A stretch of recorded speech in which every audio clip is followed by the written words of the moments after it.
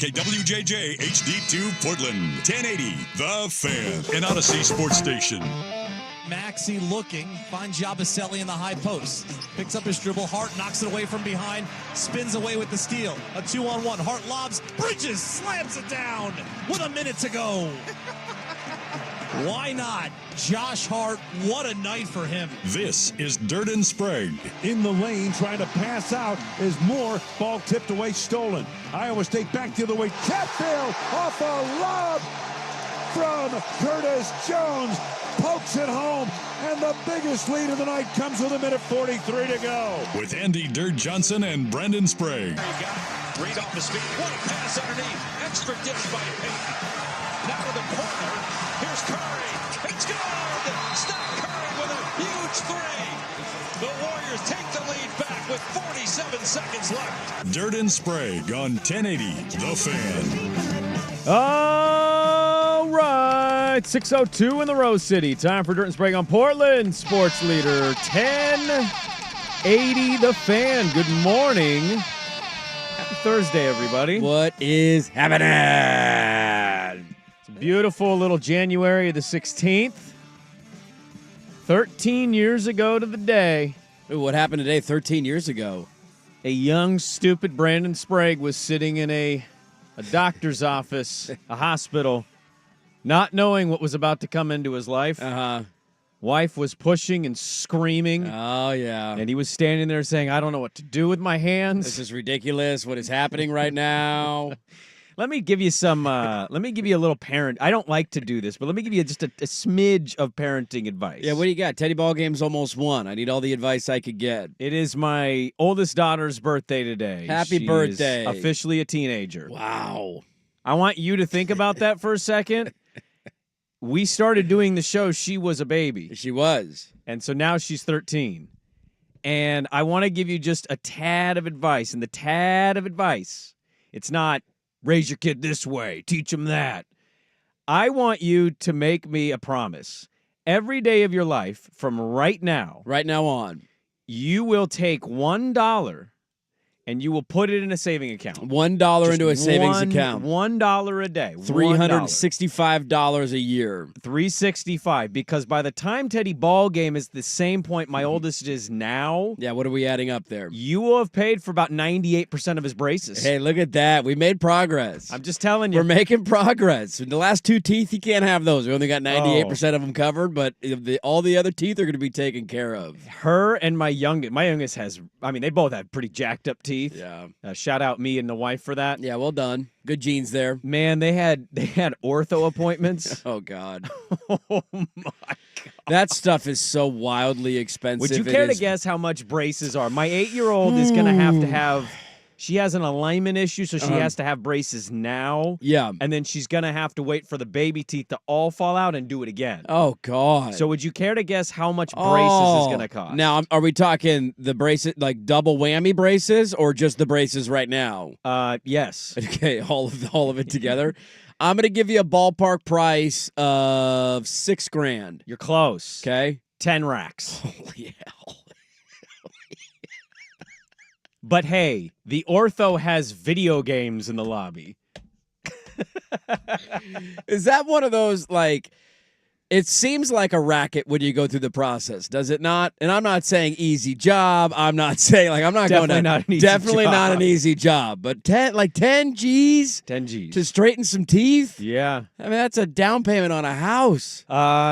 So once upon a time it was, yeah. So your two front teeth are a little bit closer together. That's actually I'm thinking about this right now in the moment. God, that is bananas. I bought a house in 2015. Yeah. When did you buy your first? 2015, right? Somewhere in that range, I think you and I both bought our first houses around there. Right around the same time. I'm going to spend more on their braces to straighten their GD teeth than you did when you bought your first house? Than I did on my down payment for my house. I think I spent $9,000 on a down payment, and at that point, it was like I'm crying in a bathroom, scared of what the future is. I'm terrified. How are we going to make this work? Yeah, I'm broke. Yeah. and I'm going to have to spend 10 to straighten teeth. That I just the tough part is there's no like negotiation that can be done. One, There's no like this is counteroffer. just there's no counteroffer. You cover closing. Yeah, I got yeah. the front end. Here's what you're going to spend, whether you like it or not, and then you're basically stuck between a rock and a hard place. Your two options are: I sell my kidney to give my kids straighter teeth, or my kids don't have straight teeth. There's no like competitor. There's no like, all right, well, I'm going to take this offer and I'm going to go down the road and look at this, idea of straightening out teeth. There's no other options. They got you completely by the balls. Oh, they're just holding them and they're just got them looking right at here me. and they're grabbing them and they're pulling them down. I dare you to move. You want straight teeth or you not want straight teeth? You got $10,000. Here you go. Now you can have straight teeth. One of the alarming things for people when they look at old photos, like photos that when I first started at the Fan, somewhere around that timeline, 12, 13 years ago, what's alarming to people is how much fatter I look. Because in the moment, nobody told me I was fat, but then people look at photos like, damn, you were kind of fat. Like, Deep down, I'm fat. I kind of know. It was all in my face. It was terrible. Yeah, you had a pudgy face. The other thing people don't know, including my wife, I got Invisalign. You did. And it was not cheap. It was annoying. I got to wear retainers every night, and I hate that. But I got straight teeth. What people don't realize is how truly screwed up my teeth were. Yeah, your teeth were pretty jacked up. Did you know that in the moment? I remember your teeth being pretty jacked up. Thank you. When we first started doing a show together. The bottom of my teeth. I mean, you notice it right away with people, like when they smile. The West Side sign, yeah, West Side. It's a big Ice Cube fan. Your lower half down there. Now, what was the difference in price in Invisalign? Because I feel like Invisalign's a little bit cheaper, right? Invisalign than having all the metal and wire and all that crap. You see, that's the thing is they basically told my wife because their appointments were too close to when our show was ending, so I wasn't there. Yeah, they basically said brace is better way to go for children. Which makes sense. Also, unless your teeth are like way more jacked than mine used to be, Invisalign, you're not always qualified for Invisalign. Yeah. Invisalign, I want to say, was $5. Okay, so it's about half the price, but you can't. It's not as easy to pull off with kids. No, a little bit easier with adults when you remember to put your retainer in every night, and with a kid, it's you forget that for a week, you're kind of screwed at that point. Well, they're gonna have permanent like bottom retainer, metal wires at the bottom of their mouths. The way my wife has that. Oh, it's no fun at all. It's got to be no fun. I didn't have that jacked up of teeth. They weren't perfect, but when I was young, I used to grind my teeth in my sleep. I had the same problem, really bad. And so they did something where they tried to realign my jaw so I wouldn't grind my teeth as much, and it ultimately ended up working. But now all these things as a parent, when they start to pile up, I just think back to my parents. And you're so oblivious to it when you're a kid. Oh, yeah. Like you have no clue. And I had a thing that was like a metal bar that attached the top row of my teeth to the bottom of my teeth. And there was like these two things that would slide in together. So your jaw's never going out. Yeah, and sometimes they would lose, and they would like slip out. You'd have to like open your mouth really wide and try and get them back in there. It was just a miserable experience. And then after that, I had to have braces. But when you're a 12-year-old, you're oblivious to what's going on. You know how like I don't know if you see these, but I see these on like an Instagram, for example, once in a while on like an algorithm thing where I'm not following a page, but it'll pop up. And it's one of these pages where it like shows 7 tweets. It's like screenshots of tweets, and there's like 7 of them because it's a little thread. And I'll read these sometimes because they'll be like, if you invest $100 a month in a savings account for your child, and it's like the Roth Qualified RIA, like some version of a retirement fund that I've never heard of. A couple of bucks here or there. Yeah, if you do this, $100 a month until the age of whatever, your child will actually have $1.7 million. That's all you got to do. It's that easy, man. It's kind of one of those situations where, like, I'm telling you now, put $1 a day away. Start saving for it now. Start saving because you won't. You'll think of this conversation and be like, at that point, Teddy Ballgame needs braces. Hey, it's $14,000. Oh, it's just going to keep getting more expensive. It's just going to go up. It was and up probably and up. $5 or $6K when I had braces when I was a kid. And then it was 8 or 9, and now it's 10. And in 10 years, that thing's going to cost $20,000. I was also thinking, what's the price of college going to be in 15 years? We're going to trade school. $942,000 a year. That'll buy you a textbook and a half. Go to threemountainshomeservices.com now. They've got great careers. You're damn right they do. And I'm not kidding. You make good money. Yes, you do. But I would say, though, one part of the ortho, they liked it. The people were really nice to them. I don't even know the name of it, so I can't even shout them out. What I would say is a little bit of the racket in the sense of my kids got home and my wife gets home and I'm like, how was it? Oh, it's great. They had arcade games, Dad. Dad, they had a big spin wheel and you could get a Starbucks gift card. Yes, right. Dad, they had coffee available to buy. Wow. They had massage chairs in the lobby. No way. Massage chairs, too? You know how they afford all of that? It's because they're charging you $10,000 to put a couple of pieces of metal in your mouth. And I went, you know what? It's really genius, and it's a shame that more offices aren't able or don't do it, of just like, how much is that arcade?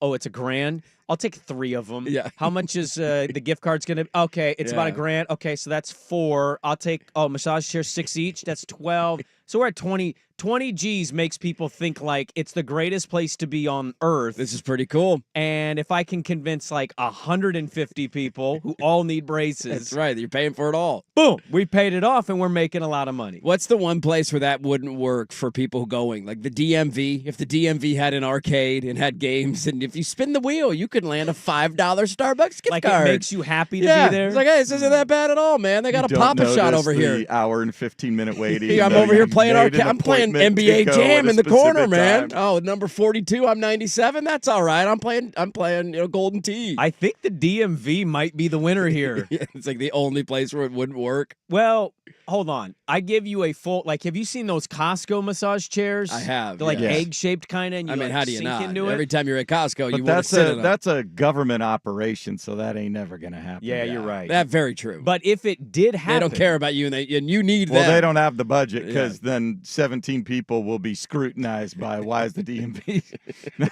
spending all this money on. We'll also find out the funds that they had allotted for that from the taxpayers. They actually didn't spend the money and somehow stole and embezzled the money. Yeah, like somebody that's else what happened. got it. They were buying like private bottles of booze just or like something. the high-end liquor. Yeah, exactly. I think it's the DMV, though. If you could choose in a scenario that's not real, like the most miserable place to be to wait. would NBA Jam, a full-body massage chair, a spin for a gift card, and like a mini little coffee bar. Like, not like you pour it yourself. I'm talking about a barista's there. Yeah, making you a coffee. If you had those at the DMV, we'd gladly take the number, wouldn't we? Slightly more manageable to sit and wait for 45 minutes to an hour. Why don't they? Why is there not an air hockey table at the DMV? An air hockey table would be delightful. And you put a quarter on it, like, I got next. When was the last A time you Papa Shot. When was the last time you played air hockey? It's been a minute for me. It's been a while. Air I did a Papa hockey's- Shot at a bowling alley. A Papa Shot's great. I don't know where air hockey is anymore. I mean, we need to bring air hockey back. Make air hockey great again. There's a bowling alley off 82nd that they completely revamped, and it's got a pretty little kick-ass arcade. There you go. I did a Papa Shot there. They've got Yeah. like 3 air hockey tables. Probably one of those bowling alley arcades when Paxton was, like 20 years ago, 15 years Oh, ago. yeah, for sure. I would say better, probably, because it was just Yeah. recently renovated. But if you could implement these in places like the DMV, like if I put a full-body massage chair at your public library, how many more people would read? I think people would sit down to read and then fall asleep. Yeah, I would 100% fall asleep. Like a if you dad? gave me a massage chair in the library, In his recliner? kids are running around looking at the kids Sir. section. I'm sitting over here reading some World War II Sir, book. sir, your kids are ready to check their books What? out, Huh? sir. What happened? You're George Costanza. The chair's not. You don't realize, you know what's funny? That made me remember a moment in my life where my parent in my house had fallen asleep in his recliner, just watching God knows what, like fully extended back, like snoring, wakes up, he's like drowsy. You don't realize a parent in your house is doing cocaine until you see that, and then like 10 minutes later, they're in the garage and they can't stop moving. They're building a car, Yeah, putting things yes, together. They're, yes. Hey, what happened? You got a lot of energy As all a of a kid, sudden. you're just like, oh, he rested. He's good. He And as had an a- adult, you're like, definitely did blow. Absolutely did blow. It was just a powerful cup of coffee, man. He woke up from his nap, good little power nap, get a cup of coffee. Let's go get some things done in the garage. $1 a day. Well, RIP to your finances for the next however many years, because that's brutal. It's okay. That's absolutely brutal. $1 a day right now will keep the ortho away. At least look at it this way. The next time they go in and you're dropping a couple of G's, they could spin the wheel and get a $7 Starbucks gift card. That's good for 2 hot chocolates, My as 8-year-old long as they're tall. got a $10 gift card. It was the greatest gift of her life yesterday. I went, do you realize what Santa just gave you? Go ahead, throw all this metal in my mouth. I'm happy now. You gave me a gift card out of this deal. I was terrified of the dentist, and somehow my 8-year-old, who has to have it twice, is like ecstatic to go back. I mean, the toy bin when you're a kid going to the dentist was pretty cool. I will remember You had a that. toy bin? It wasn't a big one. Like, we didn't have a wheel. There wasn't a massage chair. There weren't, like, Nerf guns. It wasn't anything like that. But they had, like, a closet where they'd take out a bucket, basically, and there was a pile of toys that you could grab one out of. God knows where they came from, how sanitary they were. I have no clue, but you got a toy at least. Best part of my ortho, and I didn't even get braces. I got to play Donkey Kong for 10 minutes in the waiting room. Donkey Kong solid. It was pretty sweet. It's a good go-to. We got a good show. We got a lot to get to today. Sal Capacho, our great friend in Buffalo, New York. He does sidelines for the Buffalo Bills. He also does radio for WGR 550, an Odyssey station over there in Buffalo. So we'll get a little preview of the Bills-Ravens game. I have a listener tweet I want to read on the other side, and we're going to start there. Dirt and Sprague, good to be with you on this Thursday on The Fan. A title game is set in college.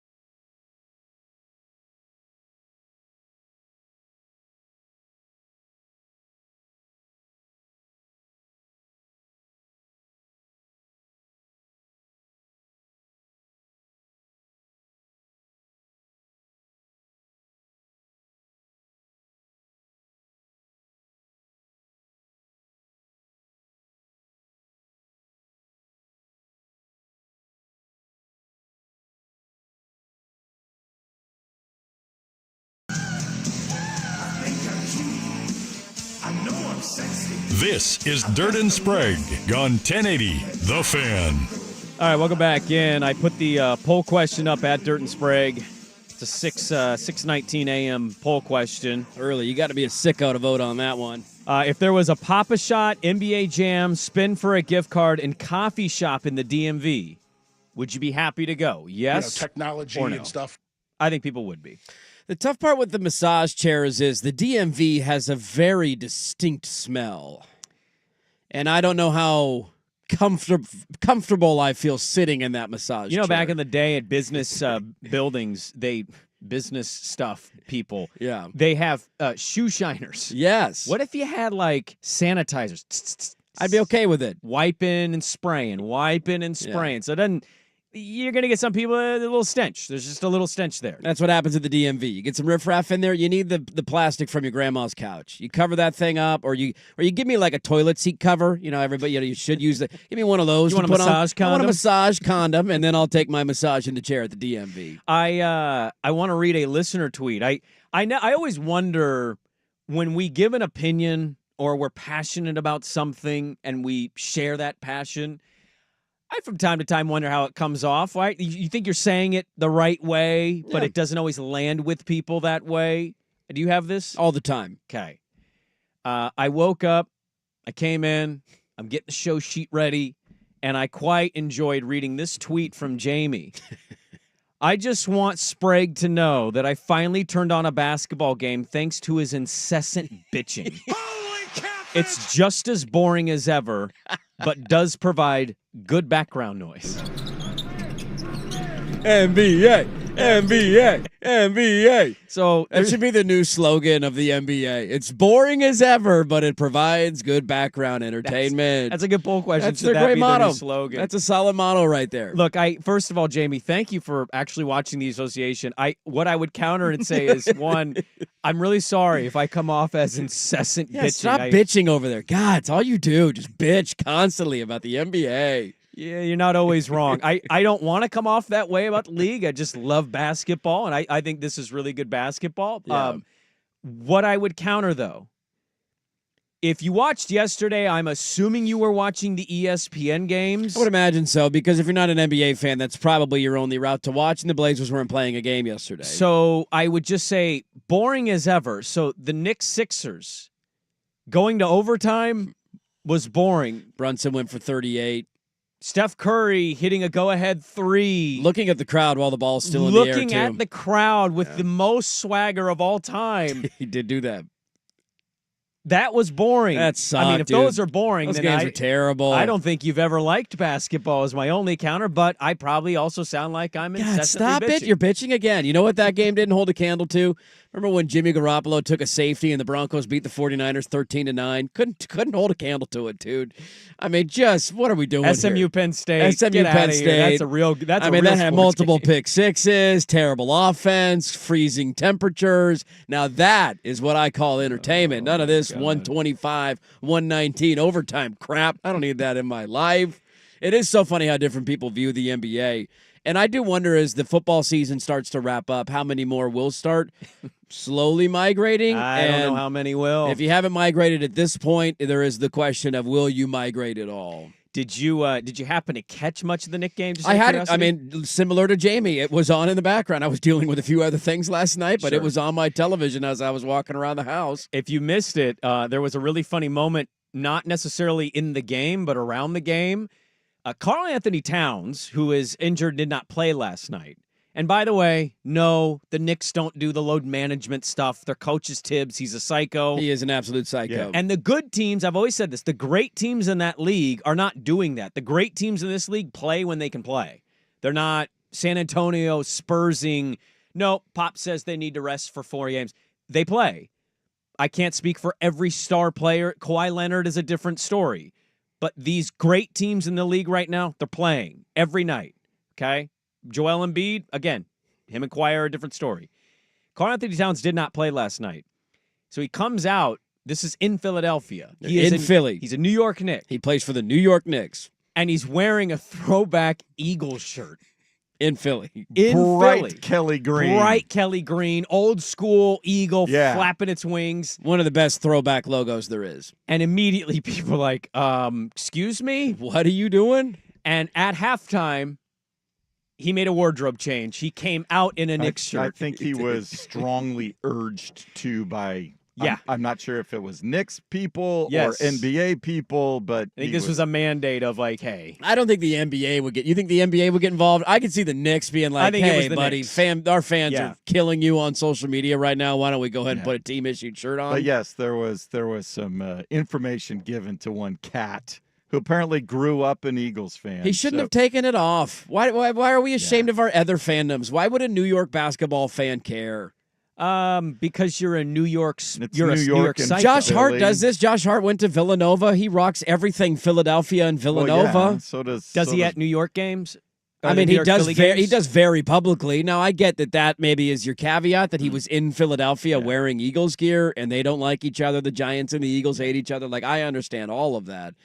But, like, I don't know. I never, like, if we had an NFL team here, which, God, pinch me to dream about. The Gridiron Project. And Damian Dare to Lillard, dream. and let's say we're in the AFC West. We are, and we make America, get Portland football. Here we go. In the AFC Were West. you going to say make them I was going to say some for, like, football. I don't know where I was going with that. make football great again? I'm with the Portland team. Now we're great again. Now we're not boring anymore. And we played the Raiders, and Dame showed up in Raiders gear.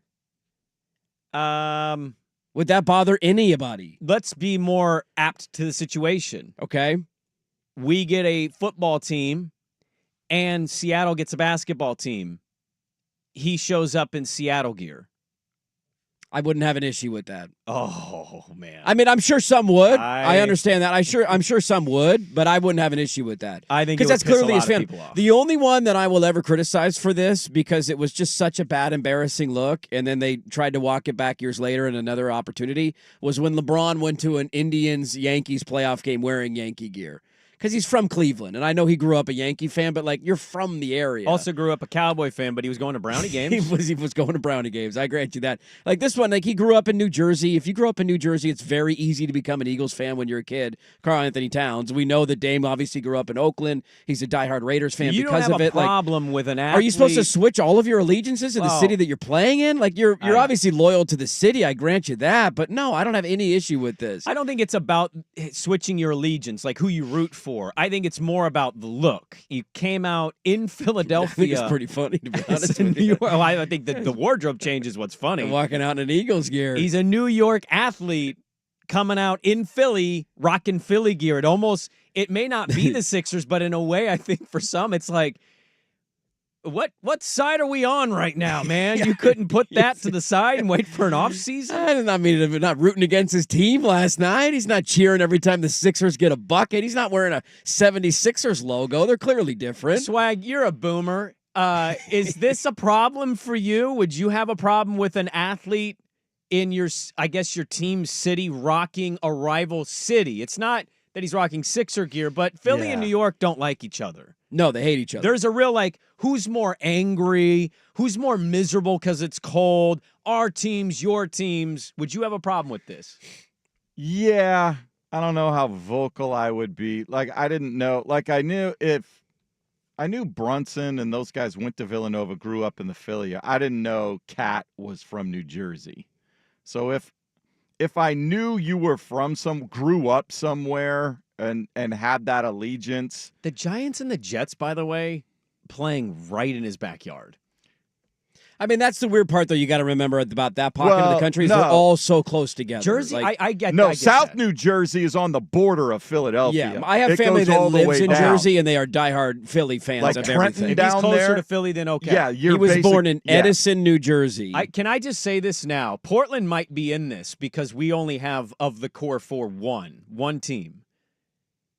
I've kind of discovered in my life, Jersey sports fan is a weird person. Very weird person. Not in the an actual weird person, more in the sports weird person. Like They're a free agent because you have the They Devils. are free You used to agent. have the Nets, but then the Nets left. They're now in but Brooklyn. do you stay loyal to the Nets? or do you Probably get because pissed that they left. I think they're still in the general area. That's a little bit different than like moving from Seattle to Oklahoma City. Now it's like a 35-minute drive to get to a game, depending on where you're at in New Jersey. But there's so many options around him too. That's a weird thing, and everybody's going to grow up with a different. A lot of it probably depends on who your family rooted for, right, and like what you're brought up as a sports fan. Yeah, but definitely. You're in kind of no man's land for a lot of different teams and leagues, but you have so many that are close around to you that you could basically pick whoever you want.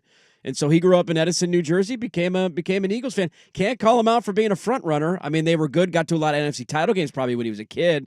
How old is Karl Anthony Towns? 30, 28? Yeah, something like that. 29 years old, so he's born in 1995. Cat's not even 30 yet. So he probably, his first Eagles memories are what? Probably losing the Super Bowl. McNabb. What was that, 2003 when they lost that Super Bowl? 04? 04? So he was like 9 years old, so he probably remembers That's that. his real start. So that's probably the start of his sports Eagle fandom. fandom. Like, I can totally get that. The Giants didn't win a Super Bowl for another handful of years. He's not old enough to remember their first one with Parcells. So The Giants won one 3 years later. I think it's they won applicable one when he here. was 12. They won one when he was the most See? braggadocious age. And that's why I think I'm going to give him credit here. Good for you sticking to your roots, Karl Anthony Towns, and being an Eagles fan. You shouldn't have taken the damn thing off. Don't be sensitive. It is 6:31. We got more to get into. Got some audio I want to play, some random audio I want to throw at Dirt today. I got a non-sports story I want to throw at him. We'll get some college football. Heather Dinich has a piece out about the future of the college football playoff. Sal Capacho at 7:30. Dirt and Sprague back with more on The Fan.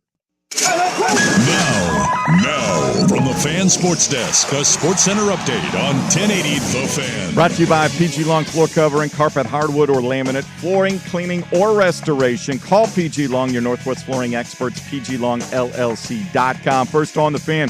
Blazers announced they'll be without rookie center Donovan Clingan for at least a week. He suffered a mild sprained ankle in the loss to the Nets Tuesday. Tonight, they host the Clippers, 7 o'clock tip in Moda Center. LA 7-point favorites. You can see this one on KUNP. That's Xfinity Channel 1016. Former Oregon Ducks defensive tackle Haloti Ngata joining a star-studded class going into the College Football Hall of Fame in 2025. Ngata was the Pac-12 Defensive Player of the Year in 2005 and a consensus first-team All-American for the Ducks. College hoops take center stage tonight in Corvallis. Point Tinkle's Beavers hosting 16th-ranked Gonzaga, trying to hand the Bulldogs their first conference loss of the season. Tip set for 8 p.m. You can see it on CBS Sports Network. Zags 9.5-point favorites. Over on 910 ESPN, Portland Pilots still in search of their first conference win, hosting the Pacific Tigers, 7 o'clock tip. Pre-game at 6:30. Portland a 1.5-point favorite. More sports scores and stories in 30 minutes. Jason Swigard from the Fan Sports Desk. Listen live or on demand at the Odyssey app, the Fan's desktop player, or tell your smart speaker to play 1080 The Fan. The Fan is live on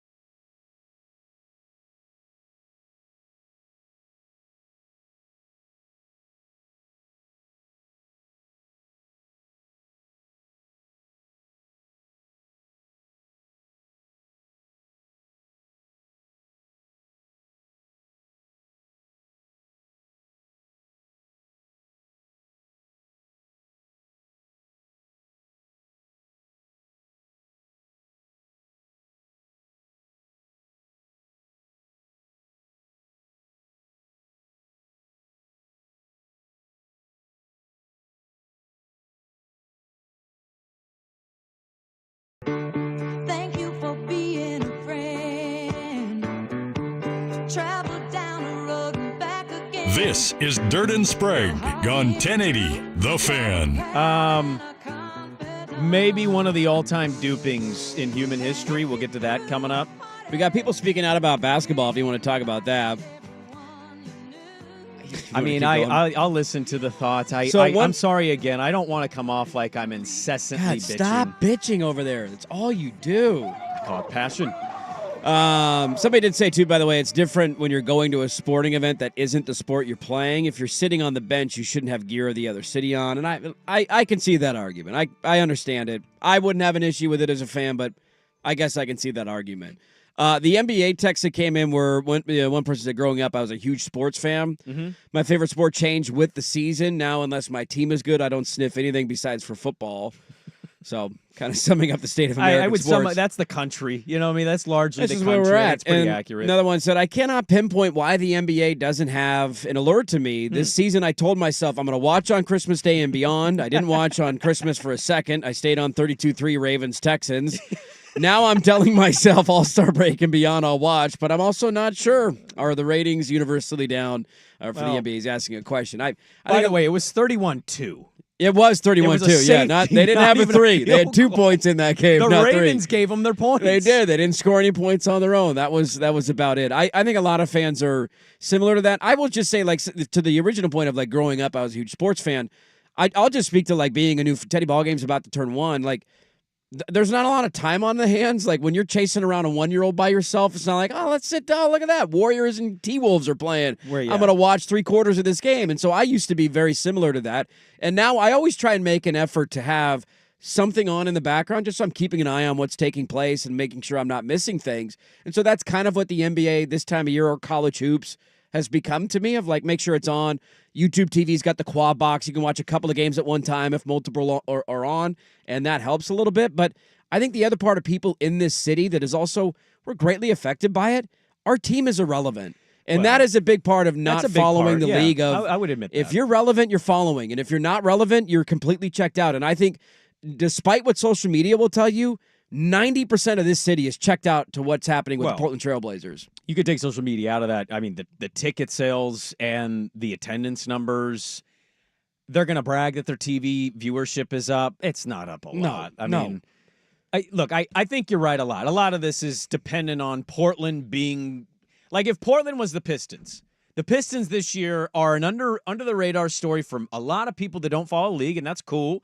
Cade Cunningham had a good year last year. He's taken off. Year 4, I believe, right, for him? He might be. He won't start in the All-Star game because LaMelo will, because fans love TikTok highlights. Yeah. Especially the young ones. That's the underrated part. Everybody acts like it's the old whites in America not watching basketball.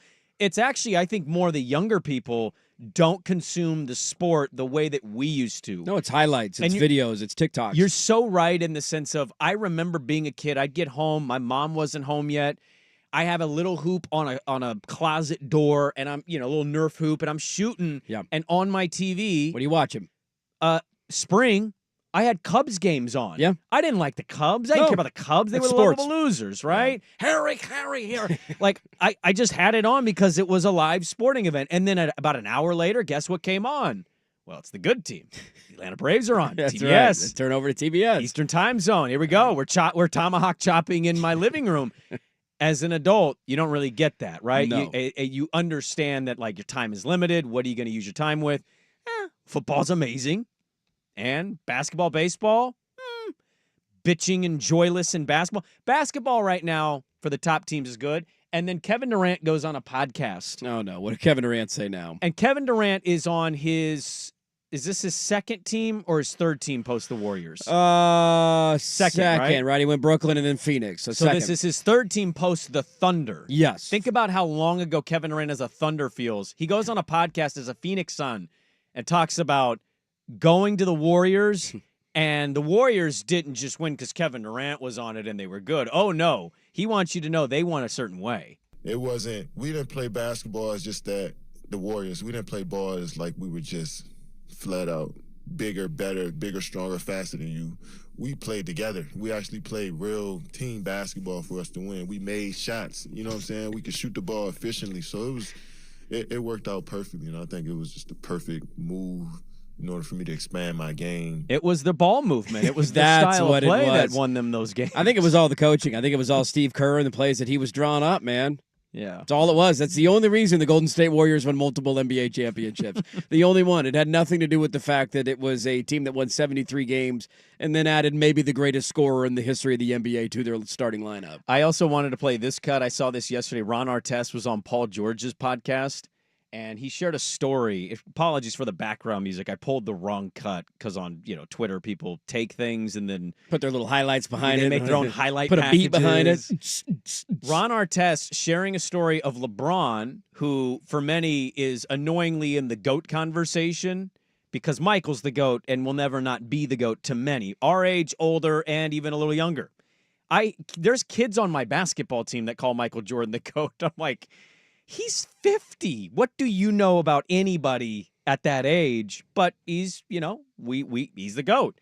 Here's Ron Artest talking about LeBron at 16 years old. 16. Playing in a summer game against Michael Jordan. Well, everybody knew who he was. He was already famous. He was bigger than all of us in the gym. So he's coming into the gym. I'm like, all right, cool. I want to see what he got. He was cooking. Like, he was 15 or 16, posting, getting to the basket. And I'm like, this is going to be a huge issue. When I saw that, it motivated me. I'm like, I got to go to work. I mean, he coming in the league cooking. I was not like that at 15. How old were you at that time? I'm 5 years older than LeBron. Okay. So I was 20. Okay. 20, and maybe going on 21. He could have won pro right then, honestly. Yeah, really? 100%. Those games was like tough, and just like the Drew League. Yeah. A little bit more physical though. The one thing he doesn't have that he might get when he retires, when he's 55 years old, You're going to play for another 10 years? there's stories of like the myths and the lures of the athlete, right? Somehow, LeBron's got some of those, but like those are going to trickle out more and more when he retires. Yeah. Like MJ making up a story of what a basketball player said, and the guy gets cooked and he goes, I didn't say that. I didn't do any of that, man. He's a liar. Stop dropping 50 on me. Or Kobe, like, I used to think I was always getting in shape, and then I came to the gym and Kobe was there first. Yeah, right. Like those kinds of things, that's something that you definitely get to throw into the whole, like, the greatness conversation for him is like 16 years old cooking Michael Jordan in a pickup game. It's going to be so wild when he steps away from the league. Speaking of fandoms and just what we've watched, I mean, that guy has been in the NBA since 2004. Did you see his 30-foot? I was a freshman in high school when that guy broke into the NBA. Did you see his alley-oop from Austin Reeves I against did the see Heat his last alley-oop night? from Austin Reeves last night. He's Like, 4 years old. how is that possible? How do you still jump? Go back and look at highlights of Michael Jordan with the Wizards, in which he was, what, 38? Yeah. 38. Up faking. Up fake. A lot of up fakes. Could he even dunk with the Wizards anymore? He did, yeah. Not Not on quite a fast like- break. Yeah. Get the ball over the rim barely. That's all Yeah. he's got left, man. It's wild. Kevin Garnett probably has the best appreciation for it of all the former players because Barkley craps on it every chance he can. Game's terrible. Garnett watches these highlights. You remember that LeBron dunk he had about a week ago where he switched hands? Go look at a highlight of Kevin Garnett with Paul Pierce, an arch nemesis of LeBron. And they're both like giddy because they cannot believe that a 40-year-old is doing How that. is a 40-year-old doing it? It just doesn't make sense. And Garnett's like, man, if you're not 40, you don't get it. You just don't get it. How do you still do that? Yeah, my feet hurt when I get out of bed every morning, and that guy's older than me, and he's still doing that. Woke up at 2 a.m., Dirt. I could not move my neck Why left. does my back hurt this morning? What the hell happened? I'm not even 42 yet. I'll get to the great duping at 7:15. I want to get to some more audio. I got a college football audio clip I want to play for you, and I got an NFL clip I want to play for you next on The Fan.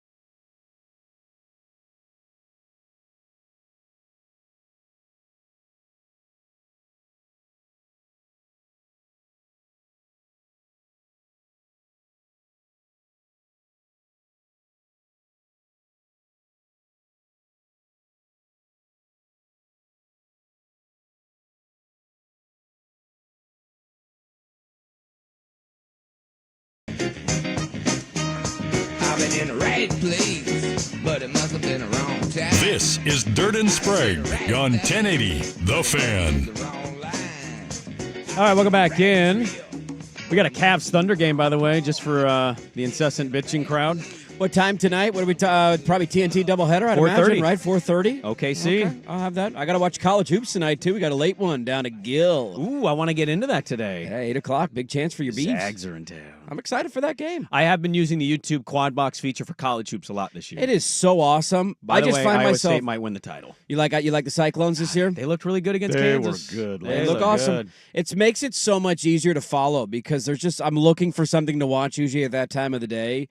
And so you just turn it on. There's the 4 options. It lets you, I don't want to just watch one game. Lets you kind of keep an eye on 4 different things happen and see different teams. It's awesome. We'll get into some more dealings at the top of the hour. Maybe the Clippers beat the Blazers by 60 the way they basically beat the Nets last night. I don't know if anybody saw that. It was like 124-67 or something. I did not. I did make an NBA bet yesterday, though. Oh, did you? Probably irrational and stupid, but I put a couple of bucks on the Bucks to win the NBA title. That's a good pick. I like that pick. I just with the odds, Yeah, East I totally seems get it. Boston's the juggernaut. I get that. They lost You know to the how I feel Raptors. about Cleveland. Maybe a bit of a fugazi come postseason time. And Orlando looked like they could use a scoring guard last night. I got my hair cut by a random guy in Portland yesterday. Like, quite literally, knock on a door twice. He opens his garage. We have to make sure we know what we're doing. Are you robbing me? Is this a drug deal? What's happening? You Brandon? Yeah. You so and so? Yeah. Okay. Come on in. And he was talking all kinds of things. And one of the things he uses prize picks, and he gambles on the NBA. Okay. And it's just over-unders every night. So, he doesn't watch the NBA, but he knows what's happening. He's winning or losing bet. Dame didn't have 40 last night? What the hell, man? Where were you? We love good audio on this show. I got 2 clips for you. One of them's a little dated, but I didn't see it till yesterday on social media. I don't know why these teams don't make these things readily available as soon as the game is done. One of the all-time best play-by-play guys in all of sports is in Minnesota. His name's Paul Allen. Paul Allen's one of the GOATs. And Paul Allen, on a pivotal sack that Sam Darnold took in the second quarter when it was 17-3. Oh, no. I want you to listen to the passion and fire of one Paul Allen. He's holding it too long. Just run. Throw it, man. He's away from it. Here's the play. In the pocket. He's holding it too long. Just run. Throw it, man. Just run. At the 25-yard line, he's sacked for a 5th time. All he's got to do is pull that thing down and run and get as much positive yardage as he can. There were 5 to 7 yards easy there to be made. We saw Buffalo do this to him all day long because they're not always disciplined in their lanes. But if he pulls this thing down right there, he has a good 5-7 yards, if not more. Right. I mean, take what's there. Play-by-play guys audibly groan on the broadcast. What are we doing? Holy catfish! He's holding it too long. Just run. Throw it, man. I don't. This probably isn't a hot take. I think this is the only rational take. This is what I want from my play-by-play guy. I'm with you 100%. This is what I. If I'm a fan of the team, I'm listening to the local play-by-play. This is what I want. If I'm a Pilots fan and I'm tuning into whenever the next Pilots game is, and they're losing by 35 at home to Pacific, favored. We're favorites tonight. So make me one promise tonight, Swigert. It's a purple out. Everybody wear your purple. You are favored tonight. This is a team that is desperate for a win. Okay? All 8 people in purple. All t-shirts. 8 people will be in Let's purple. go. You're desperate for a win. If they're down by double digits in the second half, wake the hell up, cat. Take the heat. Get out of the kitchen. I want you to lose it. I want lose it swag over on 910 tonight. I want yelling. I want screaming. What the hell are we doing out here? A pivotal missed corner 3. Yes. Pilots down 10. He's holding it too long. Just run. Throw it, man. That's what I want. I want that passion from my play-by-play guy because the only people listening to that are fans of the team, so they're all like-minded. They're all yelling the same thing. It's Throw just the ball! genuine. It's genuine Yes. reaction. It's not. Look, broadcasters are amazing. Swag is one of them. But to your point, a lot of broadcasters, there's a professional way of doing it in their minds, and they don't want to sound a certain way. And Paul Allen is not.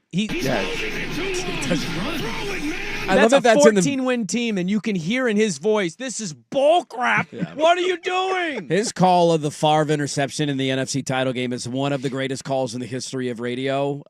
this isn't Detroit, man. This is the Super Bowl. Yes. As he throws a pick to cost That's them why I the love game. Steve Rabel, man. Steve Rabel wears his Nobody emotions goes on his from sleeve. the highs of highs Yes. to the low, depressive lows. This is why Mike faster Parker is than one of the Steve Rabel. GOATs. This is why I will always love Mike Parker. When he calls a pick six in a game when Oregon State's I remember He goes mute. He goes mute.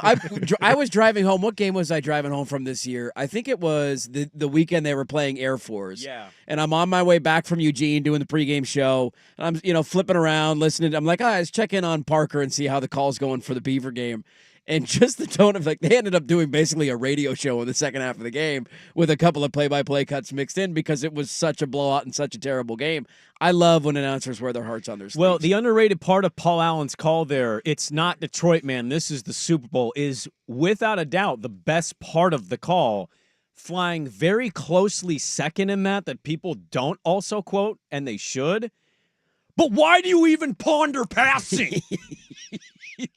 Because if he just runs and slides for 2 yards, they're kicking a game-winning field goal. Attempting a game-winning field goal to go to the Super Bowl. And playing Peyton Manning in the Super Bowl. And that Viking team was really effing good. That was a peak of Adrian Peterson. The Saints won the game. I have no reason to believe that the Vikings couldn't win the game. Could have won their Super Bowl that year. Why do you even ponder passing? Yeah. With such anger and just vitriol at Brett Favre, who he hated for years as a Packer. And then he came over and he cost him an NFC Championship game. He's holding it too long. Just run. It's so good that's not even because if you just play that, I would think to myself, that was a cut after a play, or they're sharing a highlight or talking about how the half is gone. I love that that's in the middle of a play. That's a part of his play-by-play, not in setting the picture and setting the scene for the audience.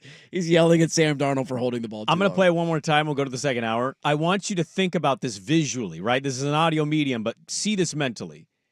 When I play this cut, this 3-second cut, when he starts it, Darnold is currently being wrapped up. This play is done when this clip starts. He's holding it too long. Just run. Throw it, man. Darnold's on the ground. Throw it, man. God, I love Paul Allen.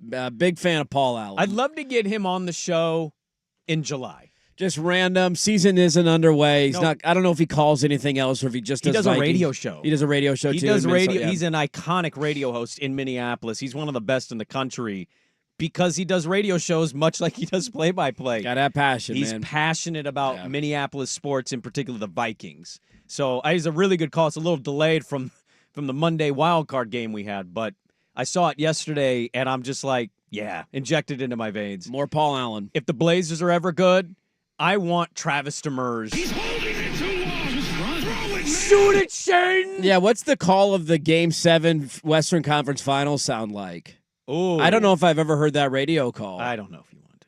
Do you want to? Wheels was on the call Wheels then, right? He was on that call? I think that was Wheels' early on. He's second or third year? Late 90s, early 2000s when he started. I remember that. Yeah. I'm curious how he was obviously a fan. We love Wheels. He was one of the greats. The lob to Shaq is the boiling point of we choked this game away. You just hear a headset slam down onto the table. We let him off the hook. By the way, Mike Parker tonight, Gonzaga call. I might tune that one in if that's a bad first half. Loaded second hour of the program. Durant and Sprague, hour 2 on the Odyssey app and the Fan.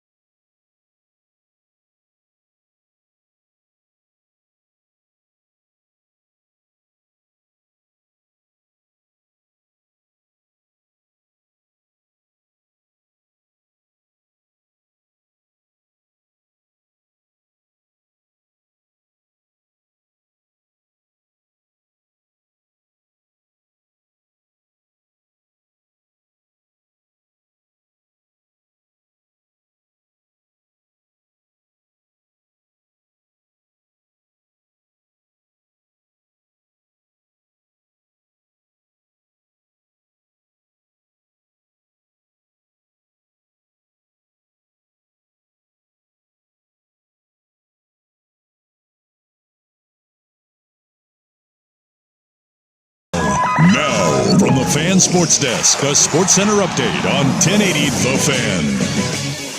First on The Fan, Blazers will be without rookie center Donovan Clingan for at least a week. Suffered a mild sprained ankle in their loss to the Nets. Team says they'll reevaluate him next week.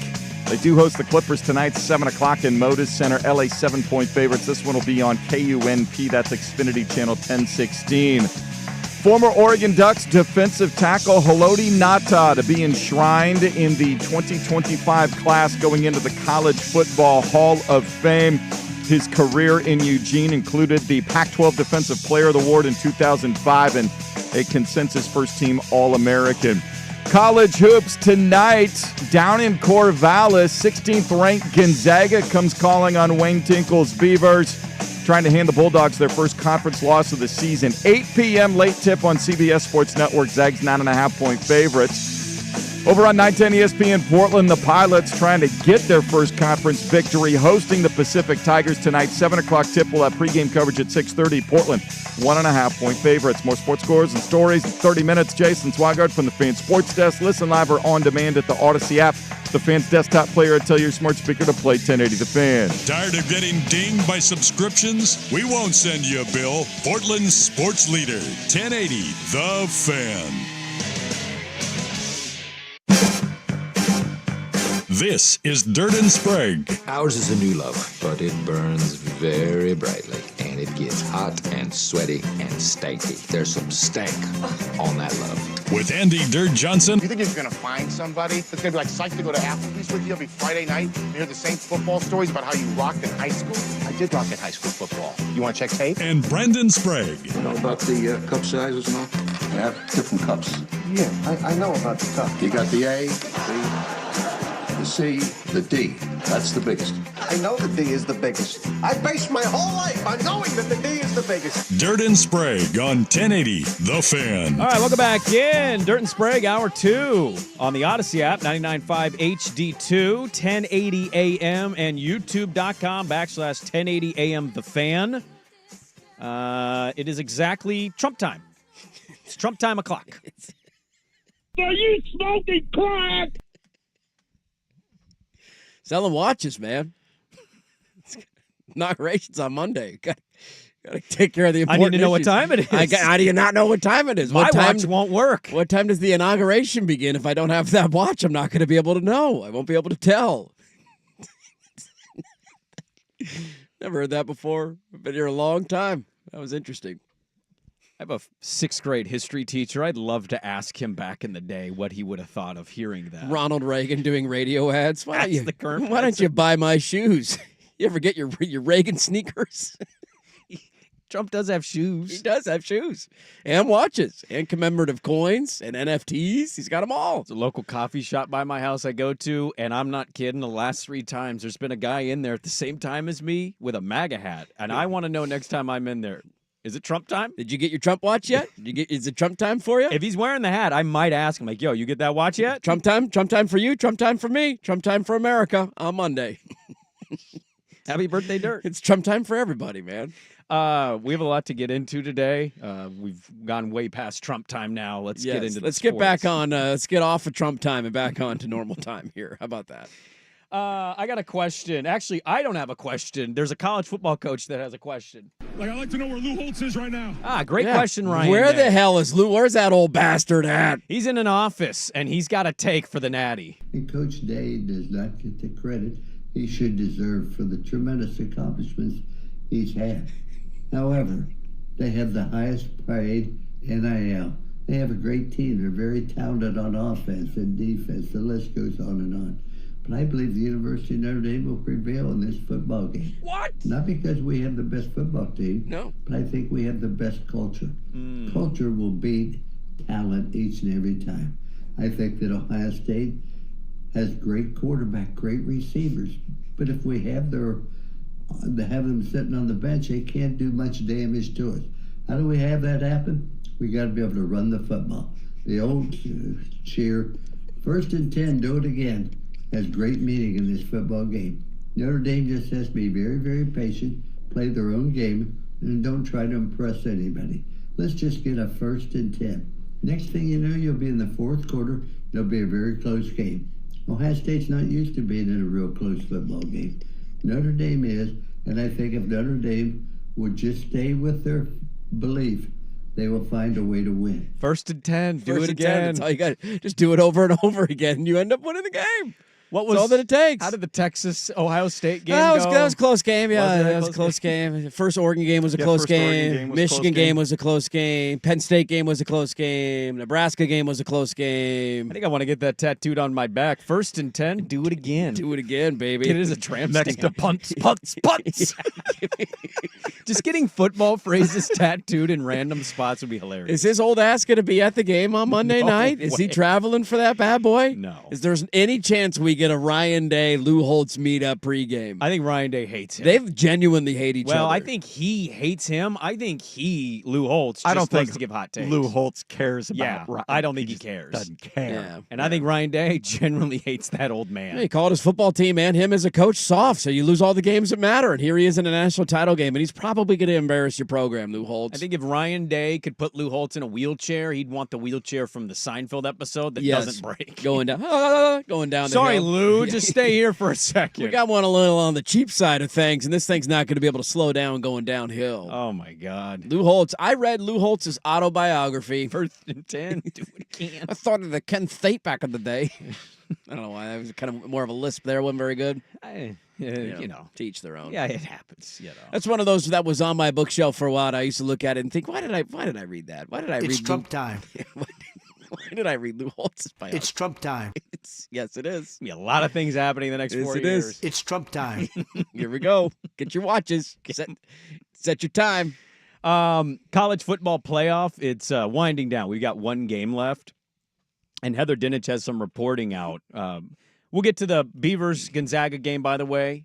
Maybe in the second hour, maybe the third. I don't know when we'll get to it. Big game tonight down at Gill. I want to get to a great duping of a lady that happened. Swag's dad recently had something unfortunate happen to him. He didn't get duped. He kind of just got robbed. Yeah. And so this is the digital age is creating more and more uncertainty for people financially. There is one duping that needs to be talked about. Sal Capacho is going to join us. He is Buffalo Bills sidelines and WGR 550. Legendary dude in Buffalo. He's been there forever. Big game in Buffalo. I don't know if you've heard. I have heard. It's going to be a little chilly there. Going to be a little chilly on Sunday afternoon. There's rumors on the street that the winner of this game is going to win the Super Bowl. I've heard that. Many people are saying that. Many people. Many people are telling me that the winner of this game on Sunday is going to win the Super Bowl. And so we'll talk with Sal Capacho for the Daily Ticker coming up at 7:30. Dinich is basically saying on the reporting of the college football playoff, we know it's going to get changed, but it's just how it's going to get changed. Yeah. Brett Yormark basically is like, it'd be nice if we knew criteria, because Bartu has been on this for years of like, this is their criteria, but they don't talk about it much. And so even Yormark, who's a commissioner of a Power 4 conference, is like, it'd be really nice if we could figure this out. Joe Klatt has an idea that he shared with Andy Staples. He wants to create and expand the playoff to 14. And he wants to create an automatic bid structure that looks like this: 4 Big Ten, 4 SEC, 2 ACC, 2 Big Ten, the highest-ranked champion of other leagues, 1 at-large, which could go to an eligible independent, such as Notre Dame. So he wants to fix the structure. A lot of fixing in the playoff. The playoff will end on Monday. I mean, look, we all know that this is going to happen. We all can acknowledge that the structure of it didn't make a lot of sense, and I think it was pretty clear to see from the outset that this is going to be a bit of an issue when you don't have all conferences and all conference champions created equally, when you're giving out first-round buys. It just is going to make things a little wonky, and it's going to throw off the seeding. You're going to get weird matchups. I think after a pretty sluggish start, which the NFL playoffs has had as well, the games have picked up and gotten more entertaining. Texas and Arizona State was a great game. Both semifinal games were awesome. I don't have a lot of hope and optimism for the national championship, but I didn't have a lot of hope and optimism for Ohio State and Texas either, and that ended up being a classic, so maybe Monday I'm proven wrong. We all know that this is going to change. The structure is going to evolve. The hardest thing is that in this sport, we have never had a uniform policy in terms of how you build a schedule and who you play. And until you solve that, there's just like what criteria is going to matter. Some teams are allowed to play literally nobody and get into a college football playoff situation. Some teams have to play 7 teams ranked inside the top 20, and they're judged fairly and equally. And that has never made any sense. And so I wish we could get to a point of uniform scheduling. To Joe Klatt, I think he's argued that for many years as well. He wants the conference athletic directors, he wants them removed from picking schedules. Yeah. He wants somebody or a committee or whatever. Yeah, that would be a great start. Or, in charge. I mean, just put a formula together the way the NFL does. First place schedule, second place schedule, third place schedule. Well, on the year, okay. Well, I think what you That's do... interesting because, like, real quick, Swag. Yeah. On that idea, the Niners, my team, dead last in their division, they're going to get a last place schedule next year. I don't know if it's going to benefit them. I don't know how good they're going to be. Michigan. Let's highlight Michigan. Where did they technically finish the Big Ten? 5th, 6th? Probably somewhere in that range. Ballpark, 7th. right? 7th. 1, 2, 7th, 3, yeah. 4, 5, 6. Yeah, they were tied for 7th with Minnesota. Michigan might have the next Cam Newton. There's a lot of intel. This Underwood kid is a massive human being. Maybe he's amazing year one, right?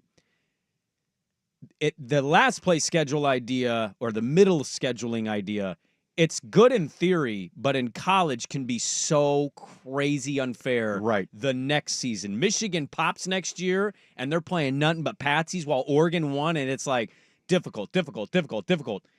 I don't know if you're going to like it in the moment. You know what I mean? Well, I meant more for the non-conference games. So if the Power Four, I mean, if they really want to X everybody out, they could. They could say, okay, everybody's playing 9 conference games. We're doing that. And then your other 3 non-conference games, we'll just rotate one from the Big 12, one from the ACC, one from the Big 10, one from the SEC. So you'll play the other 3 Power Four conferences, and you'll have pools. So you'll basically divide them into thirds based on their previous. You got to have something, even though, as you play are one saying, tier 1 team, 1 tier 2 team, and 1 so tier 3 team. I think if you group them, yeah, and then you had like a big draw like they do for the World Cup draw for soccer when they do that, and you want to be a hell of a TV show. So, interesting note here, and again, some of this is just thinking out loud to stuff that's never going to happen. Klatt said he'd like to kind of eliminate conference title games. So the ACC got 2 teams this year, SMU and Clemson, right? This would be like a proposal he would throw out. Instead of a conference title game, you do play-in games. That's what Pate brought up on our show 2 months ago. So the number 4 plays the number 1, number 3 at number 2. So you're getting home pseudo-playoff games. And instead of saying conference champion because, hey, 18-team conference, how can you honestly say it's a real fair conference champion other than they did what they were asked to do? The ACC would have been, for example, Syracuse playing at SMU, Miami playing at Clemson. The winners of those games, automatic bids. That to me would be an easy fix, and I would go it a step further, and I want to prioritize the regular season as well. Like, you don't want to lose the fabric of that. And to me, what I would do is I would have, especially in the Big Ten and the SEC, because we can bitch about it all we want. They're gonna get 4 guaranteed teams in. Like that's gonna happen in the next playoff iteration, whether we like it or not. I want to protect the sanctity of the regular season and say the top 2 teams in the regular season standings automatically in. And then 3 would play, what would it be, 6, and then 4 would play 5. And the winner of those games get the other spots. To me, it livens up conference championship week.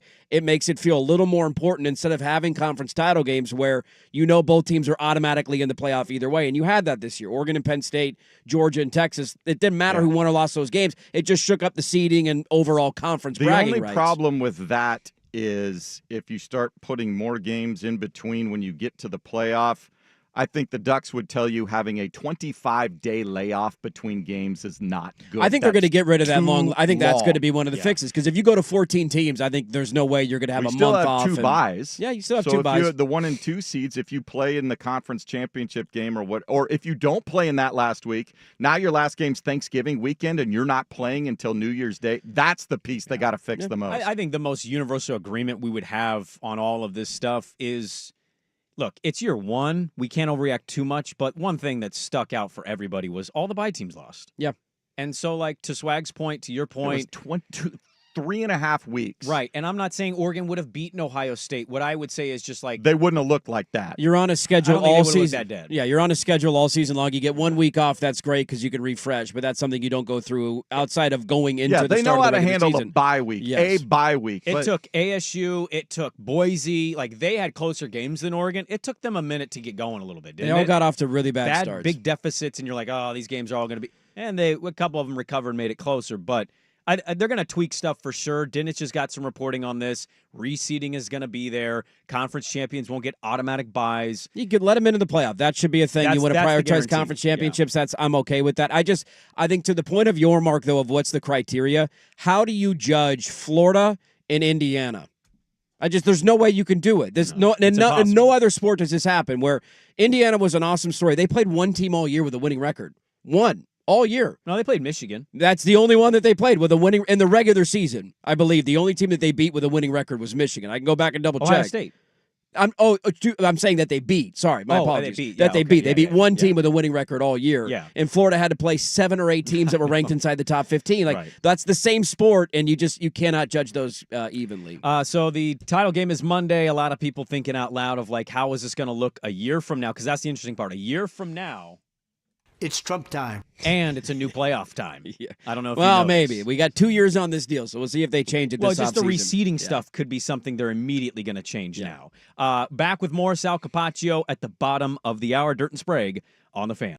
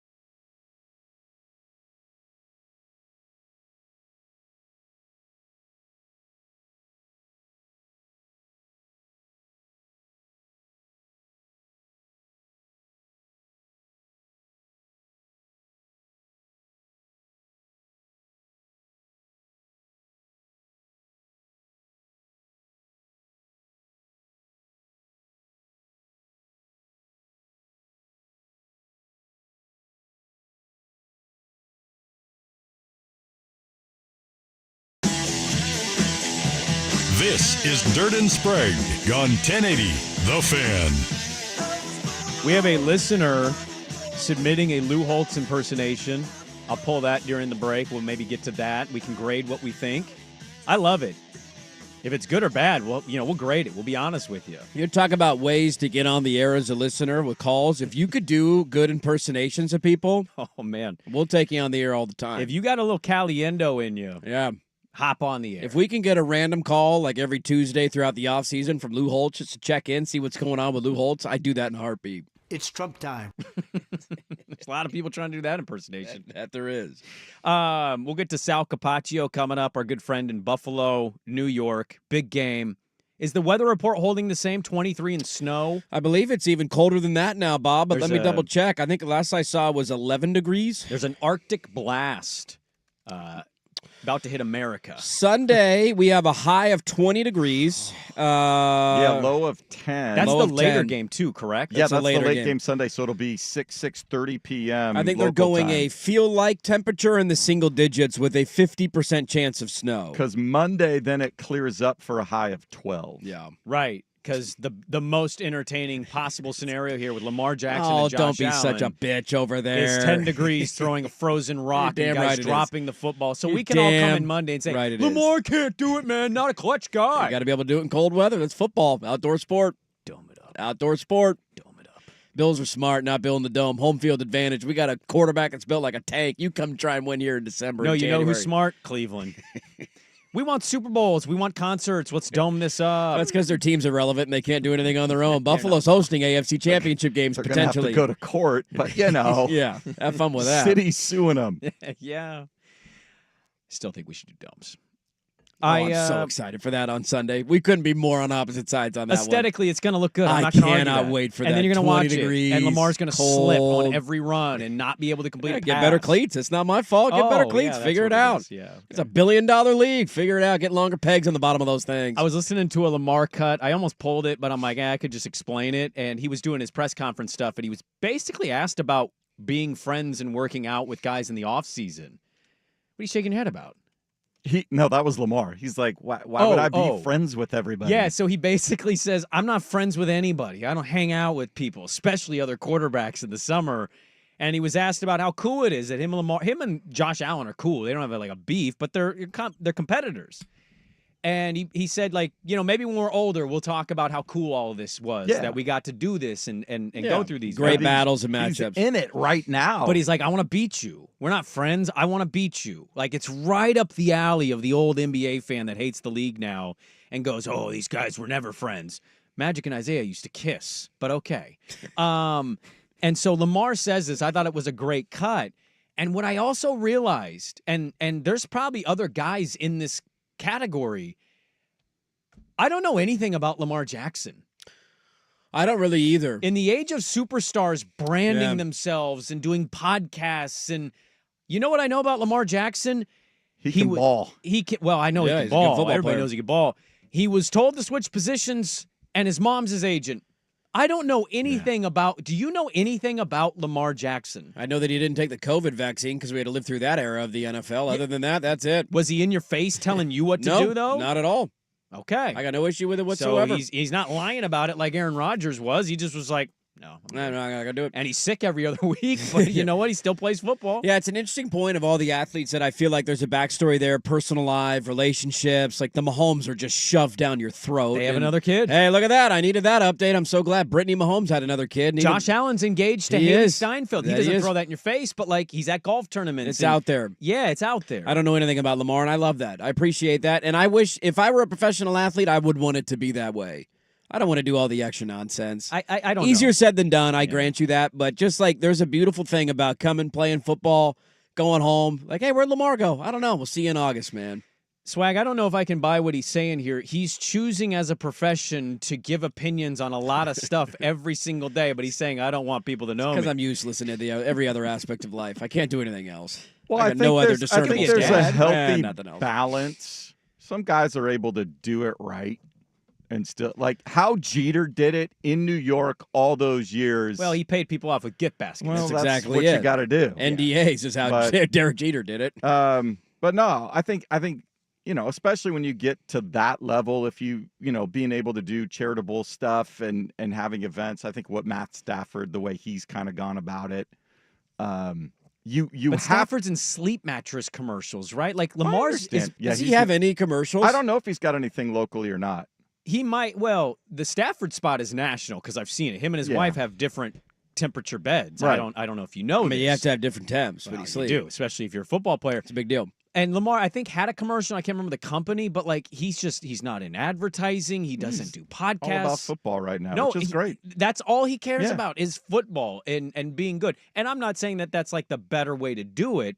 All these guys are going to do what's best for them. I think what I'm finding is I see more press conferences and see more quotes from him like that are truly authentic to him. Yeah. And yeah. He's not an amazing interview, but he kind of just says what he says and then moves on. But if you're there and he decides to just be honest with you, it's great. And I find myself liking what he's about more and more. And I've always rooted for that guy, in man. this day and age, to be able to, or not be able, but to like choose to not kind of be everywhere. Social media, public, out there. Yeah. 2-time, maybe almost 3-time league MVP. Yeah, he's a strong argument this year. He could do and be in anything if he was like aggressively trying to be.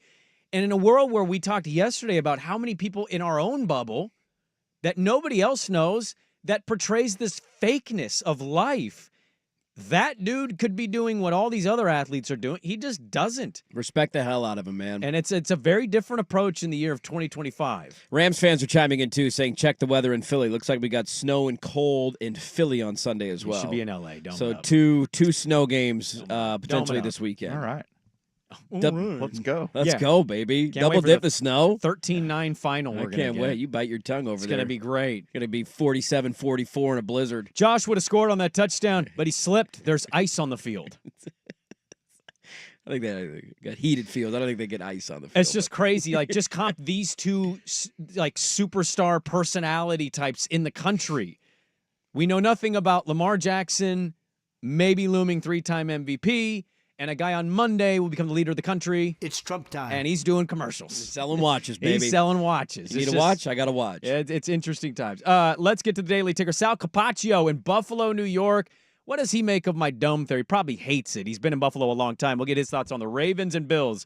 Daily Ticker next on The Fan. Now, from the Fan Sports Desk, a Sports Center update on 1080 The Fan. Brought to you by Langdon Farms Golf Club. Good or bad weather, the golf course always the driest around. Download the Langdon Farms app today. Get all the latest news and specials. First on The Fan, latest news from the Blazers is rookie center Donovan Clingan will be reevaluated in a week after suffering a mild sprained ankle in their loss to the Nets Tuesday. He won't be on the floor tonight as they host the Clippers 7 o'clock in Moda Center. LA 7-point favorites. This one can be seen on KUNP Xfinity Channel 1016. Former Oregon Ducks defensive tackle Haloti Ngata joining a star-studded class going in to the College Football Hall of Fame in the class of 2025. Ngata was the Pac-12 Defensive Player of the Year in 2005 and a consensus first-team All-American for the Ducks. College hoops tonight down in the Valley. Wayne Tinkle's Beavers hosting 16th-ranked Gonzaga, trying to hand the Bulldogs their first conference loss of the season. 8 o'clock tip on CBS Sports Network. Zags 9.5-point favorites. Up here on the Bluff and over on 910 ESPN, Portland Pilots hoping to get their first conference victory tonight, hosting the Pacific Tigers. 7 o'clock, pregame at 6:30. Portland 1.5-point favorites. More sports scores and stories in 30 minutes. Jason Swigard from the Fan Sports Desk. Listen live or on demand at the Odyssey app, the Fan's desktop player, or tell your smart speaker to play 1080 The Fan. Jump back to earlier parts.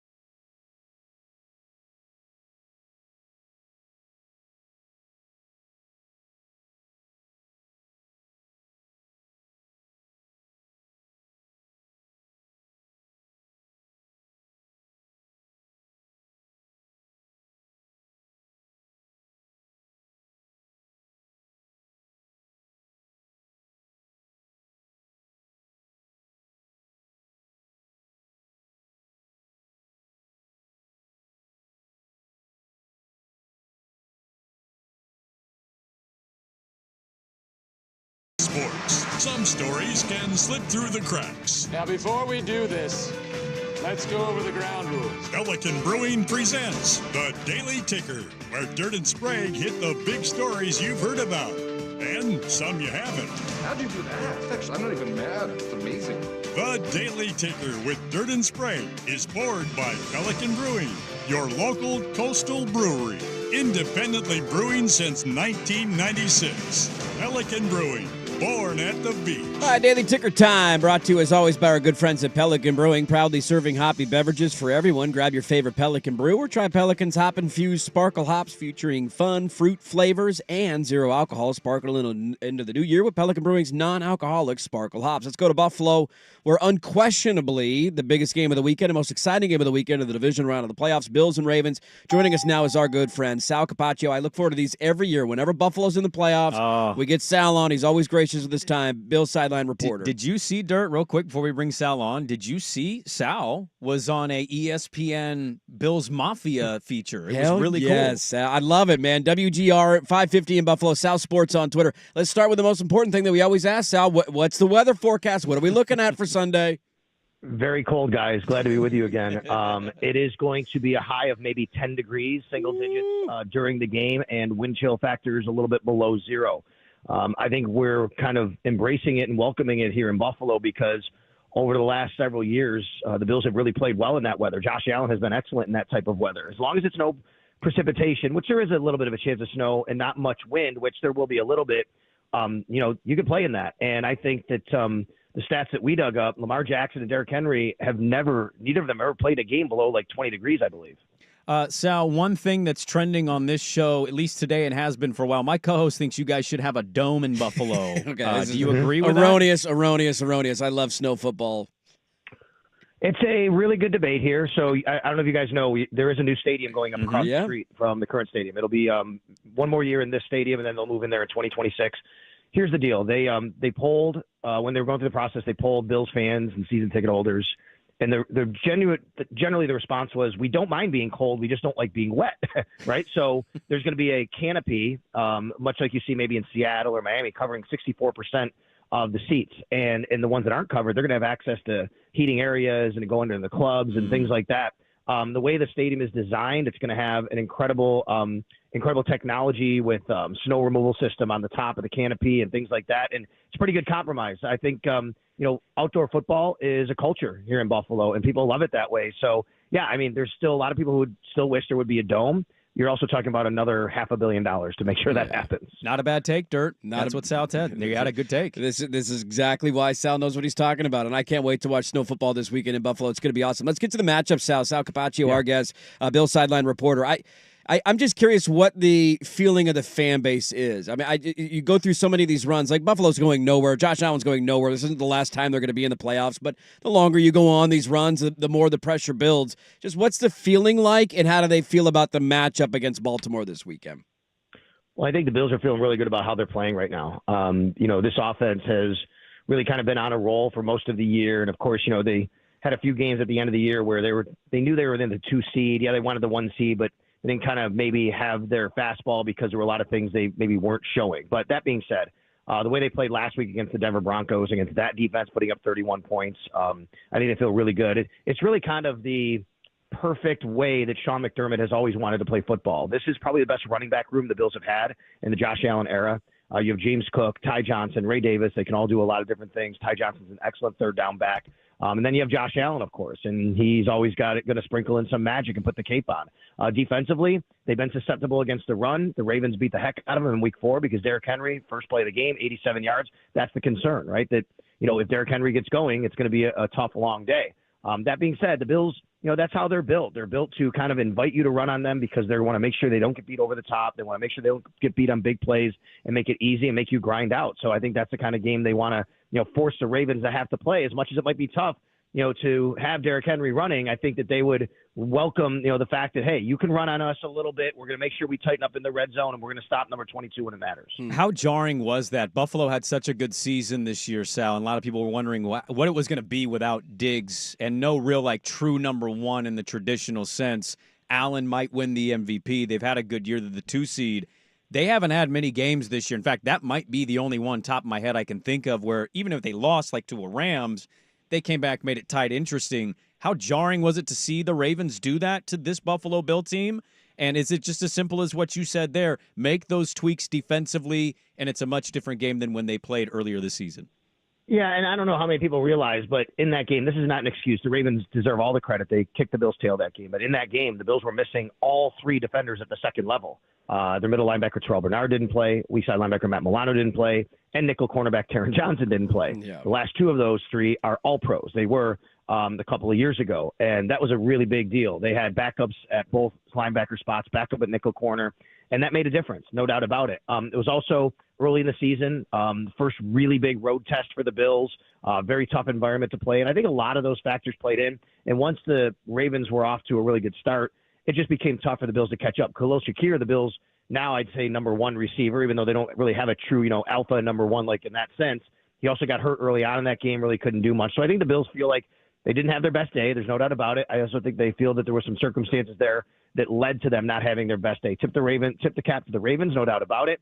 They really did a great job that day. But I do think it goes a little bit deeper than just, hey, making a couple of tweaks. I think the personnel that was on the field also matters as well here. Yeah, I think that's a great point. Sal Capacho, our guest, he's sideline reporter for the Buffalo Bills, WGR 550 in Buffalo, at Sal Sports on Twitter. Go give him a follow. I don't remember if we talked to him into the offseason going into the year, but I remember us discussing on our show the idea of Diggs being gone and what's Buffalo's offense going to look like. You lose the number one wide receiver. How's Josh Allen going to handle it? I mean, I guess, is how impressed are you with the way that the offense has kind of evolved as the season has gone on? And then how do you feel? You mentioned Shakir and the numbers that he's put up, being banged up maybe early in the season. How do you feel about that wide receiver group now that it's playoff time and they're going to have to come up with big plays?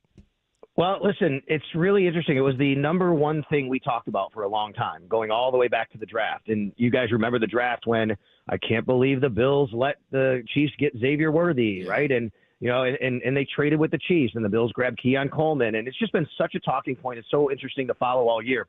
The Bills went into this year with one wide receiver in the entire roster that caught a pass from Josh Allen last year or ever, and that is Khalil Shakir, right? And, there were a lot of questions about that. They kind of gone with a bunch of no-name guys. But what's happened, guys, is their mantra is everybody eats. And really that's kind of what happened with this team, and they've really adhered to that.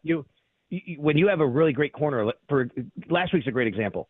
Patrick Surtain is one of the best in the business. We all know that for the Denver Broncos. Like, there's nobody really for the Bills to say, like, who are you going to match up on? Because that's fine. There's nobody for you to take away because we're going to go in all different directions here. And I think that's kind of made a real good benefit to the Bills. The other thing that's happened is they've really brought in a wide receiver core that is very good at, a lot of things, including blocking. When those guys are on the field, teams don't know what's coming. And that's really helped the run game. They ran for 210 yards last week against the Denver Broncos. And then on top of that, they have two excellent pass-catching tight ends in Dalton Kincaid and Dawson Knox. And I'll go back to the running back room again. They have three very good pass-catching running backs as well. And Ty Johnson has been awesome this year out of the backfield catching passes. So the Bills really, they spread it out. It's not about having one or two wide receivers. So I apologize for, I think we've asked you this before. I apologize for not knowing or remembering. What year was your first year covering Bills, being in Buffalo, like really getting a feel for it? Well, I grew up here. I had season tickets in some of the Super Bowl years in the 90s, and I was a poor college student taking a Greyhound bus back from Syracuse University for some of the home games. Yes. And then I lived in Florida for quite a while, following the team from afar. I moved back here in 2011. I've been covering the team on the radio since 2011. I've actually been the radio sideline reporter since 2014. This is my 11th year. Okay, so you've had some down years mixed in with some great years when you were growing up in that area. I hate to put you on the spot. Yeah. I said this Monday. I said it Tuesday. My hottest take is I think the Super Bowl winner is coming out of this game. I'm a big believer in the Bills and Ravens. I don't know how the game's going to go, and I know you have a lot of history here. Where does this game rank of just, holy crap, I'm excited? I know they played a couple years ago, but these two feel like they've taken steps. They're both in the MVP conversation, maybe a chance to take down the Chiefs finally. Where is this one just in the excitement level for you? Well, very exciting, right? I mean, like, this is the kind of football we dreamed of when they went 17 years with not having any playoff appearances, right, a long playoff drought. And we just wanted to be in the conversation. We just wanted to have, to be in the spotlight. And here we are. And it's been 7 out of the last 8 years making the playoffs. So from that aspect, of course, it's very exciting. I tell people all the time, you have to take every year and really appreciate it and what this team has and Josh Allen. That being said, guys, excitement's a word, but I will say a lot of nervousness too, because these are the two teams that both have not been able to get over the hump, right? I mean, these two teams have in this era, I believe, the most wins over the last. In fact, my colleague on the radio, Sneaky Joe DiBiase, he tweeted out a stat which was amazing. Said in the history of the NFL, these two teams have the most wins over any 7-year period without making a Super Bowl appearance, and that's amazing. The Bills have lost to the Chiefs in some heartbreaking fashion. You remember 13 seconds back in 21.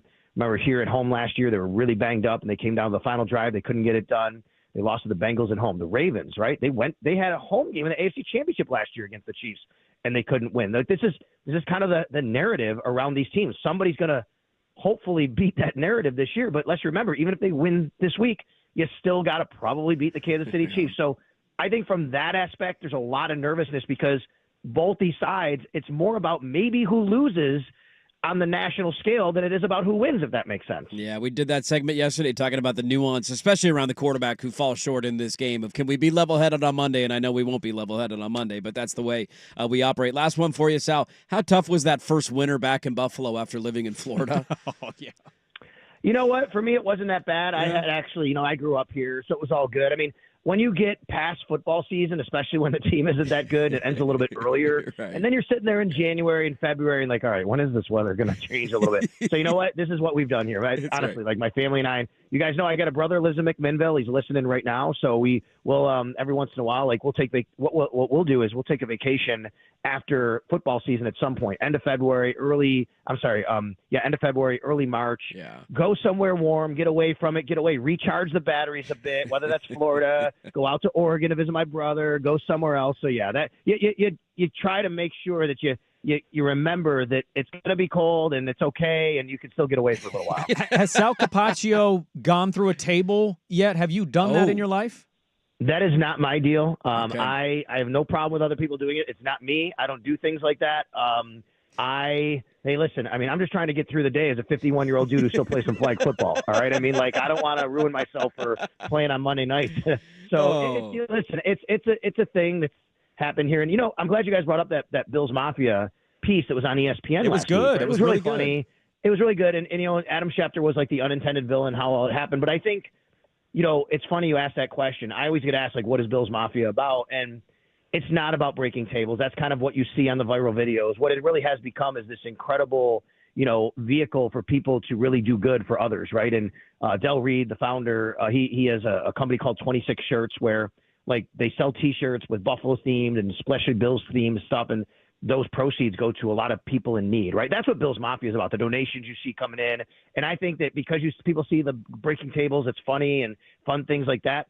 That's not truly, I always want to say, like, what it is about. It's about these other great things. But, hey, if you're having fun along the way, just stay safe, right? Yeah, it's great stuff, man. We cannot wait. Shout out to your brother in McMinnville. Sal Capacho is his name. Go give him a follow on Twitter, @SalSports. Bills sideline reporter, WGR 550 in Buffalo. He's one of our favorites. Stay warm Sunday, and hopefully we can catch up again soon, Sal. All right, you guys got it. Thanks a lot. There you go. Sal Capacho. Really good stuff. Hey, you didn't hate your idea. How dare you? How dare you make me look like a candy ass in front of our guest in Buffalo? I mean, it sounds like a lot of people in the Buffalo. The people in Buffalo are proud, they're prideful, they're tough, and they said, no, we don't need a dome. Just cover a little bit of the stadium and we'll be fine. He didn't give us the percentage vote on that. I bet you that was almost 50-50 of dome, no dome. No, they're not and soft those there. people live there. They're not soft there. They know real football, and they know it's snow football Sunday in Buffalo. Today's Daily Ticker brought to you, as always, by Pelican Brewing, proudly serving hoppy beverages for everyone. Grab your favorite Pelican brewer. Try Pelican's hop-infused sparkle hops featuring fun fruit flavors and zero alcohol. Sparkle a little into the new year with Pelican Brewing's non-alcoholic sparkle hops. We got a lot to get to in the final hour. Some more lingering thoughts on divisional round next on The Fam. Who's stinking it up? Woo! Do not go in there. It's time for Who's Stinking It Up, a sports lowlight that's ripped from the headlines. We couldn't do diddly poo. Brought to you by Three Mountains Home Services. Schedule your appointment online at threemountainshomservices.com. Trey Kaufman-Wren leaves it out high for a Lawyer three. It's on the way. A triple time. Fletcher Lawyer. Purdue's up 53-39. Washington takes a time out. What a great call there. Rob Blackman, Learfield Sports on the call, stinking it up. Man, talk about this. Purdue, Fletcher Lawyer 3 to go up 14 on the Huskies in the second half. Huskies, after leading by 8 at halftime, were outscored 47-28. That's all right, Purdue. You're going to play a real basketball team on Saturday. Welcome in. We're going to have 48 people there. It's a buzzsaw in Eugene. I love that call, by the way. We need to keep an eye on him for the tourney. Who's stinking it up? The Huskies last night against Purdue. Brought to you by Three Mountains Home Services. Make your home services delightful at the pros tackle the projects you need completed. Schedule an appointment online. Three Mountains Home Services. That's threemountainshomservices.com.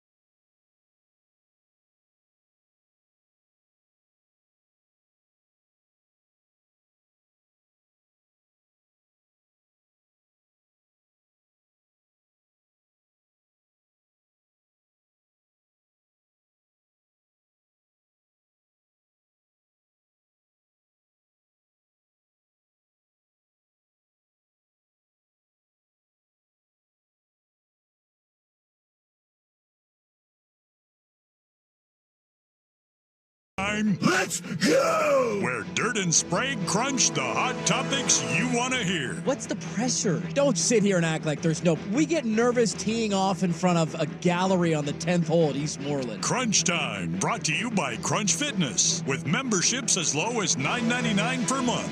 Find your Crunch Time in Portland, Vancouver, and online at crunch.com. Hey, Crunch Time, brought to you by Crunch Fitness. Memberships as low as $9.99 a month. Find your Crunch Time in Portland, Vancouver, online at crunch.com. A couple of college football notes I want to get to at the top of the hour, including a story that just came out on a coach's contract and a rumor about what one player turned down. What percentage chance do we give this to be true? I am rooting so hard for one of those stories to go the way that many in America think it's going to go. It would be really funny if it did, to be honest with you. Unfortunately, I am the bearer of very bad news in this segment because Breaking news, at the end of the last segment, just as we were going to break, I saw it come across.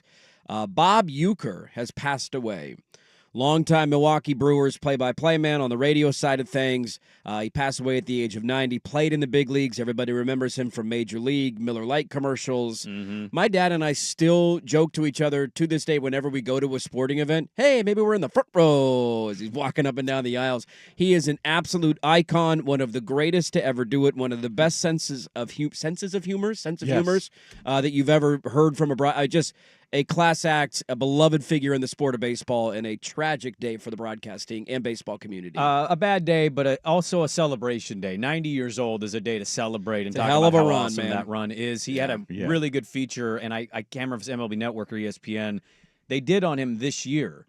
And it was, he doesn't call games every day, but he still goes to the ballpark. I think he was done traveling. Yeah. I think he just did home games. Yeah, he wasn't traveling, but he was at the ballpark every day. And they showed, behind the scenes, all the players, the coaches, the staff, made his rounds, just loved to talk ball, just always staying involved with it.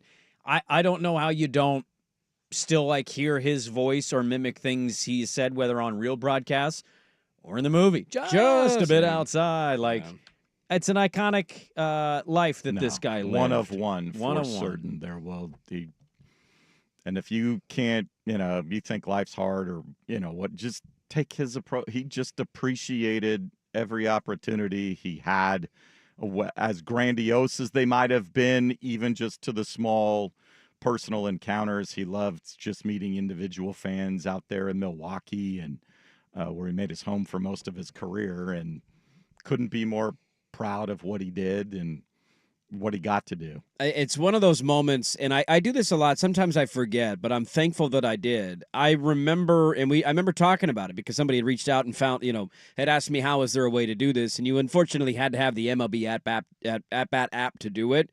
But I remember they played the Mets in the playoffs last year, and they lost in heartbreaking fashion. Remember, they had that big lead, and then was it Alonso that hit the home run, and the Mets came back and won the game, and they were trying to continue on.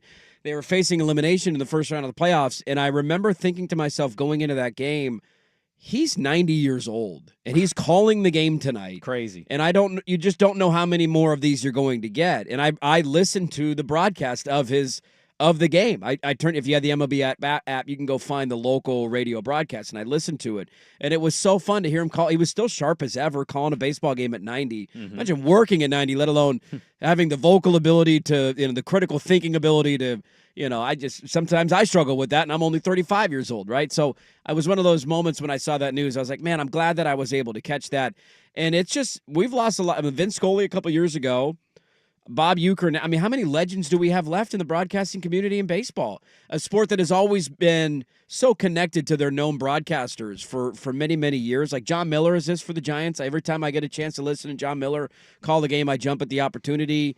But you're starting to lose some of these. Dave Niehaus, obviously, a number of years ago that passed. So a lot of these guys have been around the game forever. Bob Uecker was a Major League Baseball player in like the mid-1960s. Yeah. He's 90 years old. Like, think about what he saw in the game. He was on The Tonight Show over 100 times. Oh, yeah. He hosted Saturday Night Live. Hosted Saturday Night as Live. a play-by-play guy in Major League Baseball. ABC sitcom, Mr. Belvedere. Yeah. Like, man, one of a kind. Well, you mentioned that, and like today, I hope this doesn't sound like I'm not really sad.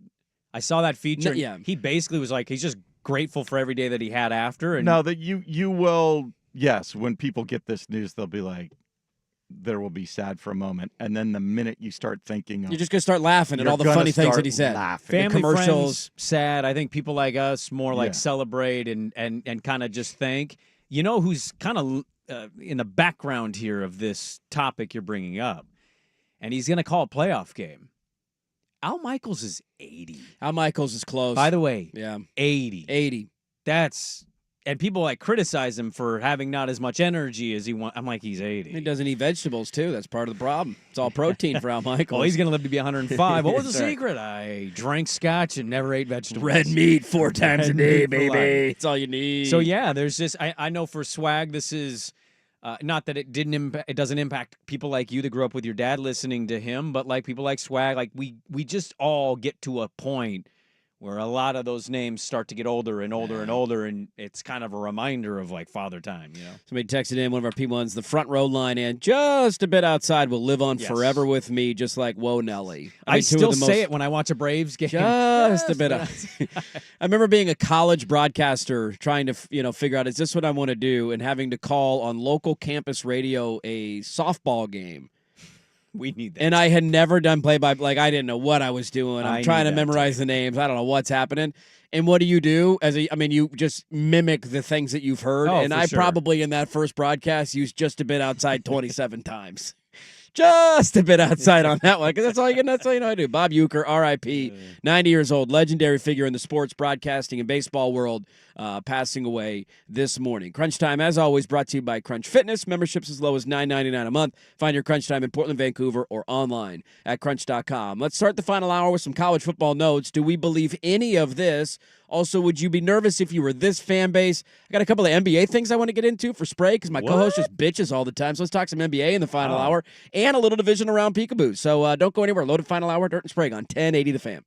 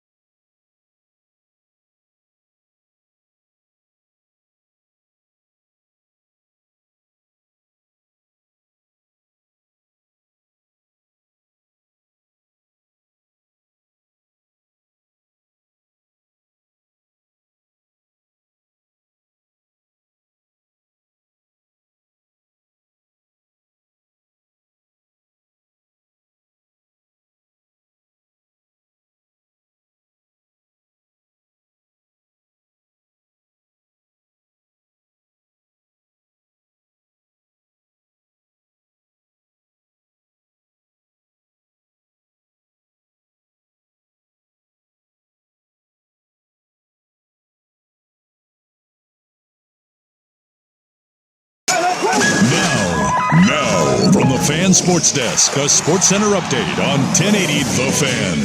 First on The Fan, Trailblazers going to have to play without rookie center Donovan Clingan for at least another week. It was determined it was a mild ankle sprain suffered in the loss to the Nets Tuesday night.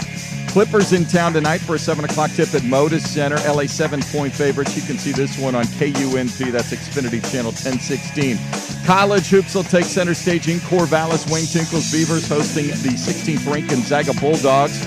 Looking to hand them their first conference loss of the season. 8 p.m. tip on CBS Sports Network. Zags are 9.5-point favorites. Over on 910 ESPN, Portland Pilots still looking for their first conference victory. They host the Pacific Tigers. 7 o'clock tip, pregame at 6:30. Portland 1.5-point favorites. And the Milwaukee Brewers with sad news this morning. They announced longtime announcer and Pro Baseball Hall of Famer Bob Uecker has passed away at the age of 90. More sports scores and stories in 30 minutes. Jason Swigart from the Fan Sports Desk. Listen live or on demand at the Odyssey app, the Fan's desktop player, or tell your smart speaker to play 1080 The Fan. Did you score a smart speaker over the holidays? Just ask it to play 1080 The Fan. Hi, everybody. Harry Carey here. We've got a great show lined up for you. This is Dirt and Sprague. I once took a pair of binoculars and stared at the sun for over an hour. Why would you do that? Curiosity, I guess. Heck, I'm curious like a cat. I have a couple of friends that call me Whiskers. With Andy Dirt Johnson. Hey, now, kid, we all know that the moon is not made of green cheese. Yes, that's true, Harry. But what if it were made of barbecue spare ribs? Would you eat it then? And Brendan Sprague. I know I would. Heck, I'd have seconds. And then polish it off with a tall, cool Budweiser. Dirt and Sprague on 1080 The Fan.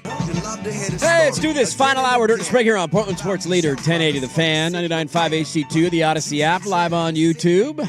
Good morning, everybody. Hope your days are going great. I have to go home and watch Major League now today. Yeah, did you know, fun fact about Mr. Baseball, did you know the director of the movie Major League didn't even know that Uecker was a baseball radio broadcaster? He only hired him for the movie because of his Miller Lite ad and because of Mr. Belvedere. How about that? By the way, his SNL, I went and looked at the review. All-time, awesome that a radio broadcaster got to do SNL. Yeah. One of the biggest dud SNLs. Was it considered? Considered a dud? dud? Not considered. He's a broadcaster, you know. Sketch comedy's a little. That's a hard hat to put on if you're not. Nobody's going to be perfect at comedy, especially at that level. But to just say you got to do it is. You hosted SNL, man. Probably in the glory days too of the show. Hey, right now, let's get this out of the way so I don't forget because I usually forget. If you text 503-864-6326. You will be entered for a chance to win a 4-pack of tickets to see the Winterhawks take on Tri-City on Friday, January 24th. What's that, next Friday, right, if I'm not mistaken? And we're going to have tickets to give away tomorrow on the show as well. So just text the word Hawks, Hawks, to 503-864-6326. Nice win in a shootout for the Hawks last night. They continue their road trip. They're going to be back in town next week. And if you text Hawks, you'll have a chance to win a 4-pack of tickets to go see them against Tri-City. The Americans are in town Friday, January 24th. Also, just think about how we know what the media landscape kind of is, right? Like, people can get a general sense by reading, but, we're in it. Just think about how rare that this may actually be, that a guy did that for that long with one team till that age. That long. What year was his first year in Milwaukee? Let me see, broadcasting career. Hold on. 1971, he began calling plays for the Milwaukee Brewers radio broadcast. Well, in that piece, I highlighted that they played this year. And again, I got to find out who did it so I can cite it. He was walking around. They said, how'd you do it? He was I think it was the MLB Network. I think it was too. And he goes, well, I was actually a pretty bad baseball player, and so they had me do some coach stuff, some managerial type stuff, and then I kind of went into the broadcast booth, and it just worked. He just connected instantly, and he ended up becoming the voice. Yeah, but he's one of those, he's got a lot of Yogi Berra kind of lines that are just jokey, where he had one where he said, I was once named the minor league baseball player of the year. The tough part is I'd already been in the big leagues for 2 years at that point. A lot of those kind of lines. 1971 is when he began. There is somebody, that is the second longest continuous tenure with one team to do radio, I'm assuming, because Vince Scully would have had the record for the Dodgers. He was, from the start of the team all the way until a couple of years ago. So I'm assuming this is just radio, but evidently the Kansas City Royals radio broadcaster, Denny Matthews, is the longest. He started in 1969. That's awesome. And he's been going for that long. So if you're just joining us, R.I.P. Bob Uecker, he passed away this morning. I want to get to a couple of college football notes here to start the final hour of the show. Is anybody believing this? There is a report out there from folks at Texas on the Horns 247 site. Chip Brown, Orange Bloods. So yesterday we talked about how Quinn Ewers had decided to enter the NFL draft. Now take that with a grain of salt because Carson Beck did it and then said, just kidding. I'm going to go ahead and go play college again. And now he's at Miami for $4 million. So he's getting paid. These guys get a lot of money thrown their way. Chip Brown has a report that Quinn Ewers was offered $8 million for 1 year of college football next year, and he turned it down. No chance. I think what we have, maybe you haven't, maybe you have. $8 million. We're a handful of years into this NIL world, right? What I think my conclusion is there are so much lying in this world of NIL money. Like everybody reportedly is making $6 million, and then like you find out Cam Ward got paid 1.5, which is like great money. When did that come out? I didn't see that report. A few weeks ago, okay. Yeah. I mean, like how much he made? Well, because Beck is going to make more. We over-exaggerate how much a lot of these guys make and how much a lot of these schools are spending. We way over-exaggerate. We act like these guys are getting $7-8 million. I don't know if the Gabriel number is out there. I imagine it's a couple million, probably. Yeah, but if you told me they got Gabriel for $2, yeah, he got to play for a dream school because of the Mariota, hero stuff. Good team, knew he was going to have a chance to compete, succeed. Yeah, it's just the way we talk about this is if all these schools are giving these quarterbacks and these top players $8-9 million, the Rashada lawsuit, and then you got the Nico deal at Tennessee. Well, and those are a little bit different because those are at least in the theory. Those are for, like, I'm going to give you $8 million for your career. Right. Not for one season of football. Also, we don't know the details of the deal. If Nico leaves after, as soon as he can, what did he really make? Yeah. So I don't believe this at all. I don't know who benefits from it getting out because it doesn't seem like it would benefit Ewers in any way other than to maybe show NFL teams, look, this is how committed I am. Yes. And it doesn't benefit any one team because it's not tied to a team. So I just think all these people are liars. If he turned down $8 million to play a year of college Chip Brown, football, by the way, just the people who are feeding this to report. Yeah, I mean, I don't think he made this up out of thin air. Somebody gave him this report. I don't know where it came from and why. If he turned down $8 million to play college football next year, he needs a CAT scan. Yeah. Like you're not going to be a first-round pick, more than likely. If I'm imagining if it's $8 million, in this theory, it's a big program. It's not some random team, so it's a good team. That would be one of the dumbest decisions somebody could make is turning down $8 million for 1 year of college football and then still going and probably getting drafted in the same spot that you would have had you gone into the draft this year. I know there was a lot of random reporting and wondering on social media because every time there's a big figure thrown out there, it's always, well, this guy's got to go to Oregon. Oregon's going to go buy him. Oregon had no interest in Quinn Ewers if he had entered the transfer portal. Are you reporting? I am reporting that, yeah. Wow. Yeah. They breaking news. Breaking news. Fan Duck Insider. Yeah. Pregame host. Not happening, Legendary alum. So for those who saw this $8 million, because I know that this is going to start. Every time one of these dumb numbers is thrown out there, this happened a couple of weeks ago where it was Quinn Ewers was offered $5 million. Somebody had an offer for Quinn for $5 million, and everybody just ran with it that it was Oregon. Where's he going to go next year? He's probably going to go to Oregon. It's like, what? So I reached out and I was like, is there any? No, there's no interest. Well, here's the other part of that too. Quinn Ewers is a good example to use. We could also use Kyle McCord. We do kind of define these guys in our minds based on what we see. And it didn't end well for him. He struggled kind of at the back end. He struggled against Georgia. Wasn't amazing against Arizona State, though they won the game. And he certainly had his ups and downs in that Ohio State game. I'm also not going to act like if he didn't go to Alabama, I wouldn't look at Alabama as a viable threat. I mean, he's not a bum. He's fine. You don't get to the semifinals of a playoff. You don't get to an SEC title game. He might not have been the best one or most perfect, but we also kind of treat him as if he wasn't good at all. Just terrible all season, throwing countless interceptions. Yeah, that is spot on. We were a little unfair to him, and I think Beck got a little bit of that too this year with losing McConkey and Bowers and like who were their weapons and who's he working with. He's going to get it next year. People aren't going to buy Miami because they're going to remember this Beck as if he can't be a better version or totally fair. I don't know what Miami's returning talent is, but having talent around him. I never viewed him necessarily as the guy that if I'm a team that Quinn Ewers is going to put us over the top. Well, I don't. Okay, so but my point He is could be better than maybe what your current alternative is of Yeah. like, do I want to start a freshman that's never played before or an unproven guy, or do I want a guy who's like having experience? Like that to me is a valid debate, and maybe you want to pay for that. I don't view him as like an $8 million. This is the missing ingredient to a title team. Well, but I think in that sport, nobody is. That's fair. Yeah, Like that's fair. Dylan was awesome for Oregon Wasn't until enough. he wasn't in Ohio State, Yeah. and C.J. Stroud is maybe the most gifted quarterback in Ohio State history. Will Howard is going to win a national championship potentially. And I don't think you'd say Will Howard's better than C.J. Stroud. You'd probably make an argument, well, it's the talent around. No doubt about it. I don't think anybody in that sport, the ones that are drafted the ones that are drafted later, I don't think anybody is. I think it's so different than the NFL that it's very dependent on your surroundings. Cam Ward didn't not make the playoff because of Cam Ward. Cam Ward didn't make the playoff because his defense sucked. Yeah. Like It wasn't his fault. He was outstanding all Cam year. Ward should have been in a playoff this year. Yep. There's no arguing that. So I don't think anybody in that sport is truly apart from the others. We all have talked about Will Howard. He's been pretty awesome in these playoffs. He's been made made some really big good throws, some big plays with his legs. But he's not the best that is in the sport, and he's not the best that's ever existed in that team. So a report comes out, hey, $8 million, man. Quinn Ewers turning it down. He's going to go play in the NFL and be a third-round draft pick because that totally makes sense. I got a question, whether smoke usually is fire or is this negative recruiting? Let's get to that coming up next on The Fam.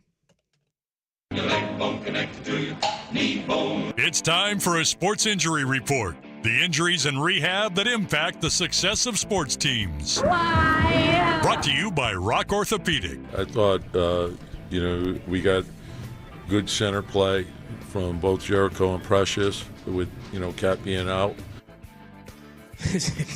Tom Thibodeau talking about his center play last night. I guess they got good center play, but Karl Anthony Towns didn't play. I mean, either did Joel Embiid. This was it's a good win. It's a road win at Philly. They won in overtime. That's maybe the most random injury report audio. I love it. Yeah, Nick Centers. Brunson had a big game. They dominated overtime. I'm sure they'll be okay at the big spot. And Cat showed up in an Eagles shirt and had to change his outfit at halftime because everybody yelled at him. Sports Injury Report presented by Rock Orthopedic. Board-certified specialists who diagnose and treat the widest range of orthopedic cases with care and expertise.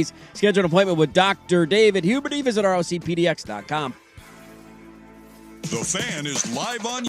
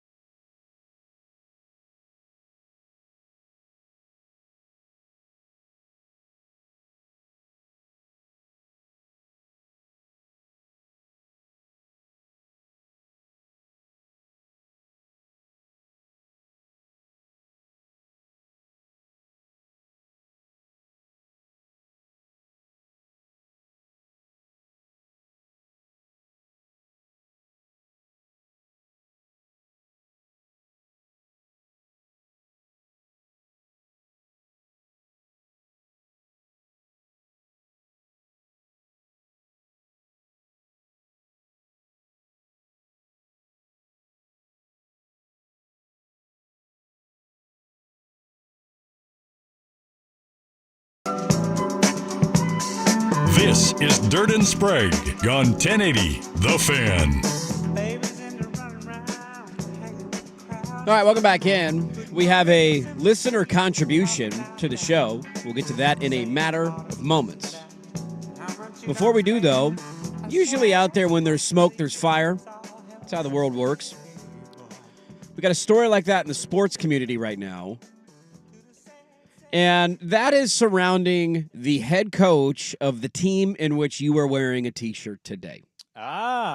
Bill Belichick. I love good new team merch. Good team merch is awesome. Like these companies, these off-the-beaten-path companies that make really quality stuff, and you're like, oh. I'll take that. I don't want to buy too much, you know what I mean? I don't want too much, but sometimes I can't help myself. Well, Bill Belichick is the new head coach at North Carolina, or is he? Do I take my shirt off, wave around my head? I think you should, like a helicopter. Okay. The original questioning of his deal was that there is there's verbiage in the contract that after June 1st, his buyout goes from $10 million to $1 million after June 1st, which everybody saw when the deal was announced and said, that's interesting. Or do you not want to be there long term? Or that's next to nothing as a that's buyout. $1 million is nothing. For an NFL team in particular, that is literally nothing. What's Dan Lanning's, just out of curiosity? Oh, Dan Lanning's buyout? It's got to be like 10, right? Oh, he's got a massive buyout. 20? It's 15? $45 million.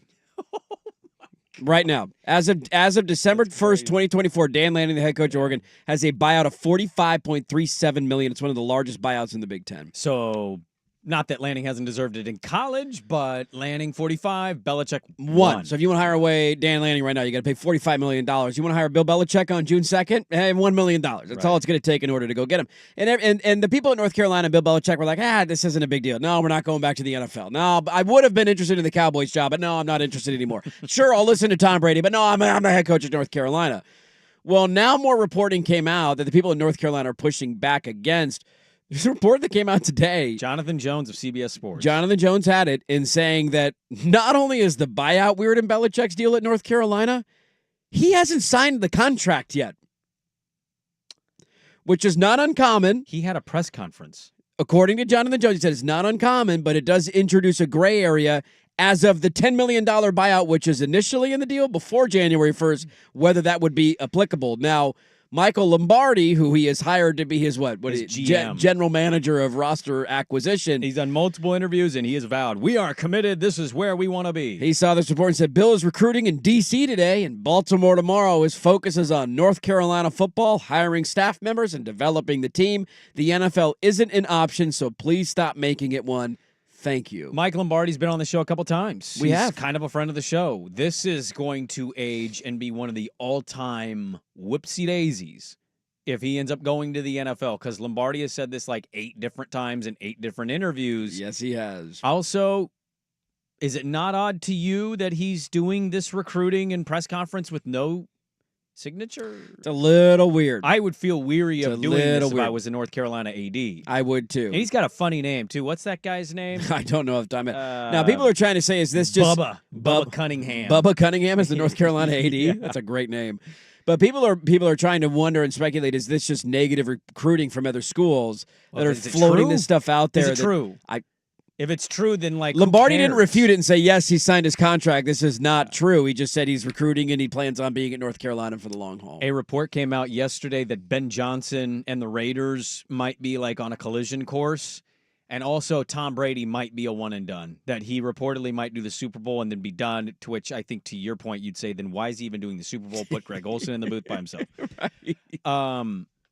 If it's not Johnson, what if it does become Belichick to the Raiders? Brady hiring his old coach. They seem to be a little chummy since they've mended whatever their differences were, just working with somebody for that long. That's natural. You're going to have some, I guess, animosity.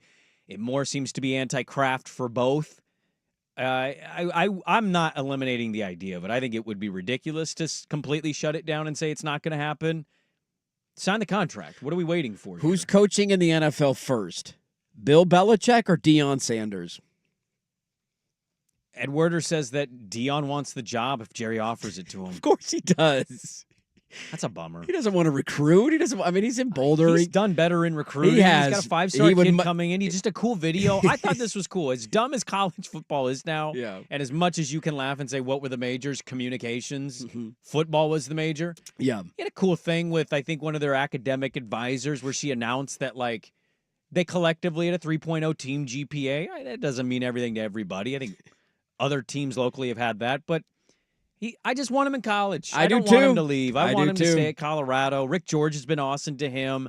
It's been a good partnership so far. They've gone from a 1-win team to he's done a great job. A great story. I don't want to see him be the Cowboy coach, but it's because you like Deion and you hate the Cowboys and you don't want to be in a position where you got to hate Deion Sanders. Well, I mean, we all have to weigh individual choices, and I don't know what Deion's life is like, so I'm not going to pretend, but just the outside perspective.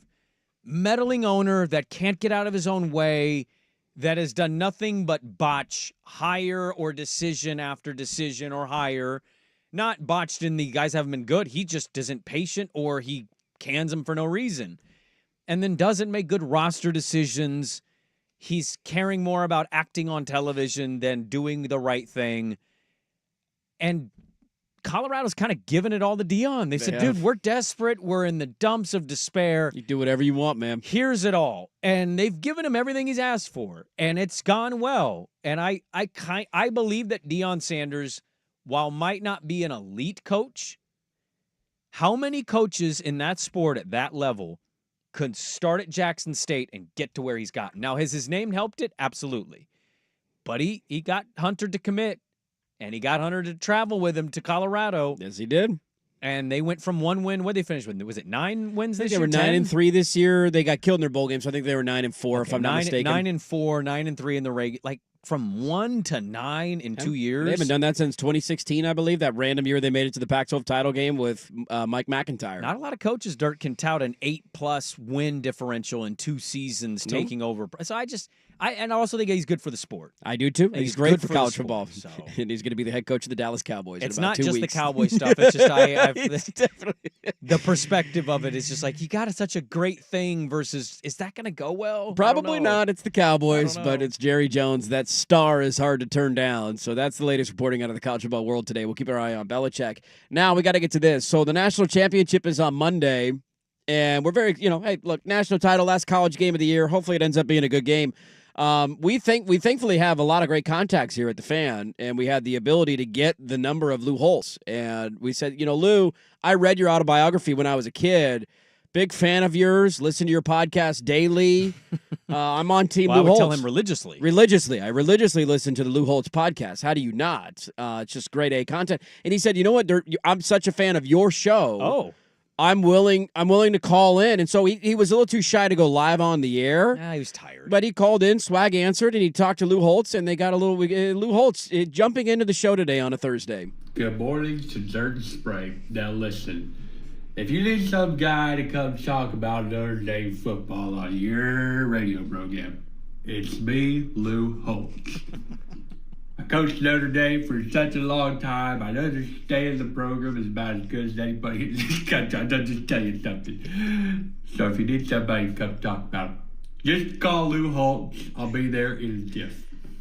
That was P1 Shane. I think you just spit in my He did, eye. yeah. You gotta go wipe your eyes out for that one. P1 Shane sent that to us, man. Well done Good job. to P1 Shane. And I'm gonna go ahead and make a request. Shane, I don't know if you're still listening or not right now. I hope you are. You say good morning to us every morning at 6, so I appreciate that. Yeah. I'm gonna need a Lou Holtz reaction video on Tuesday. Yeah, win or lose. Win or lose. Especially the win. We're gonna need a Lou Holtz reaction video to play on the show on Tuesday, breaking down whatever the hell happens on Monday. That was a really good job. He got the saliva, in there perfectly, and the kind of like, kind of jumbled up part. That was a grade A impersonation. So thank you to listener Shane for that. That's so good.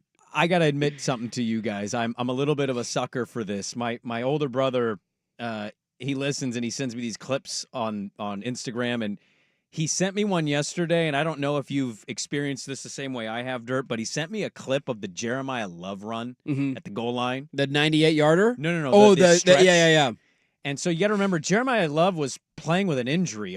Was a knee injury, right? Yeah, he had he's an banged up. outside good-sized knee brace on that knee. And the internet's great because they can take a clip and they can slow it down. And what they did was they play the Jeremiah Love run, and you're just watching this kid take hit after hit, 3 Penn State players, and you're watching him stretch, and playing over it is like gospel church. Oh, and it just, God, Touchdown it gives me Jesus. goosebumps. Jesus music. It gives me goosebumps to watch that. I love when they put that kind of soundtrack over slow motion sports. We had Riley Leonard say the reason these two teams are playing in the national championship is because they're the two most faithful in the country. Ohio State? Ohio, have you not followed that storyline this year? Ohio State fan has yeah, actually been that's a little right. upset about maybe they're too into faith and not as focused on football as they need to be. When they lost to Michigan, that was a talking point there seems to be from Buckeye fans. Why don't you stop getting baptized and beat the Wolverines? There's a lot of that. Seems to be two takes on sports right now. There's either, in the college football world specifically, boy, isn't it great how much these kids are shouting Jesus out, spreading the gospel. It's Trump time. And then there's the other side that's getting mad the minute they lose and blaming religion. I thought Jesus was on our side, man. What the hell? All that praying did nothing for me. I can't believe this really happened today. It's Trump time. It's been an interesting Thursday. We had All right. Donald on the show. We haven't talked about something that happened that I think deserves to be talked about on the show, so I would like to bring that up in the following segment, which we will have after this very short commercial break. Yes. And a couple of notes of the divisional round matchups, which we will obviously dive into tomorrow. All of that is still to come in the next 30 minutes. Ooh, and a little Gonzaga, Oregon State. That College wasn't the tease. hoops talk. That wasn't the tease. That was a tease. That's my tease. We're 10-1 at home. And we're going to get into the Pilots in Pacific tonight. No, we're not. Big showdown at Child Center. Swag Big someone. WCC contest tonight at the Child Center. WCC hoops Purple as well. out. We got 30 minutes All to 8 go. people. It is a purple out. It's a Wear your purple out. purple. Purple people leaders. Plenty of good different seats purple. available. Let's go. There's a purple out in somebody else's house, too. It's Trump time. First, here's Swag with Sports Center. Now, from the Fan Sports Desk, a Sports Center update on 1080 The Fan. Brought to you by A&E Plumbing, Heating, and Air, serving Portland, Southwest Washington, and the Gorge. Online at aneheatingandcooling.com. It's hard to stop a train. First on the Fan, Blazers will try to stop the Clippers tonight, 7 o'clock in Moda Center. They'll have to do so without Donovan Clingan. He's going to be out for another week, diagnosed with a mild sprained ankle in the loss to the Nets Tuesday. LA 7-point favorites. This one will be seen on Xfinity Channel 1016. But it's college hoops taking center stage up and down the valley tonight in Corvallis. Wayne Tinkle's Beavers hosting 16th-ranked Gonzaga, trying to hand the Bulldogs their first conference loss of the season. 8 p.m. tip on CBS Sports Network. Zags 9.5-point favorites. Up on the Bluff and on 910 ESPN Portland, the Pilots looking for their first conference victory, hosting the Pacific Tigers. 7 p.m. tip. Pre-game coverage at 6:30. Portland a 1.5-point favorite. All of Sports joins the Milwaukee Brewers in mourning the passing of longtime announcer and Pro Baseball Hall of Famer Bob Uecker. The team announcing earlier this morning that their longtime voice has passed away at the age of 90. More sports scores and stories, 30 minutes. Jason Swigard from the Fan Sports Desk. Listen live and on demand at the Odyssey app, the Fan's desktop player, or tell your smart speaker to play 1080 The Fan. Did you score a smart speaker?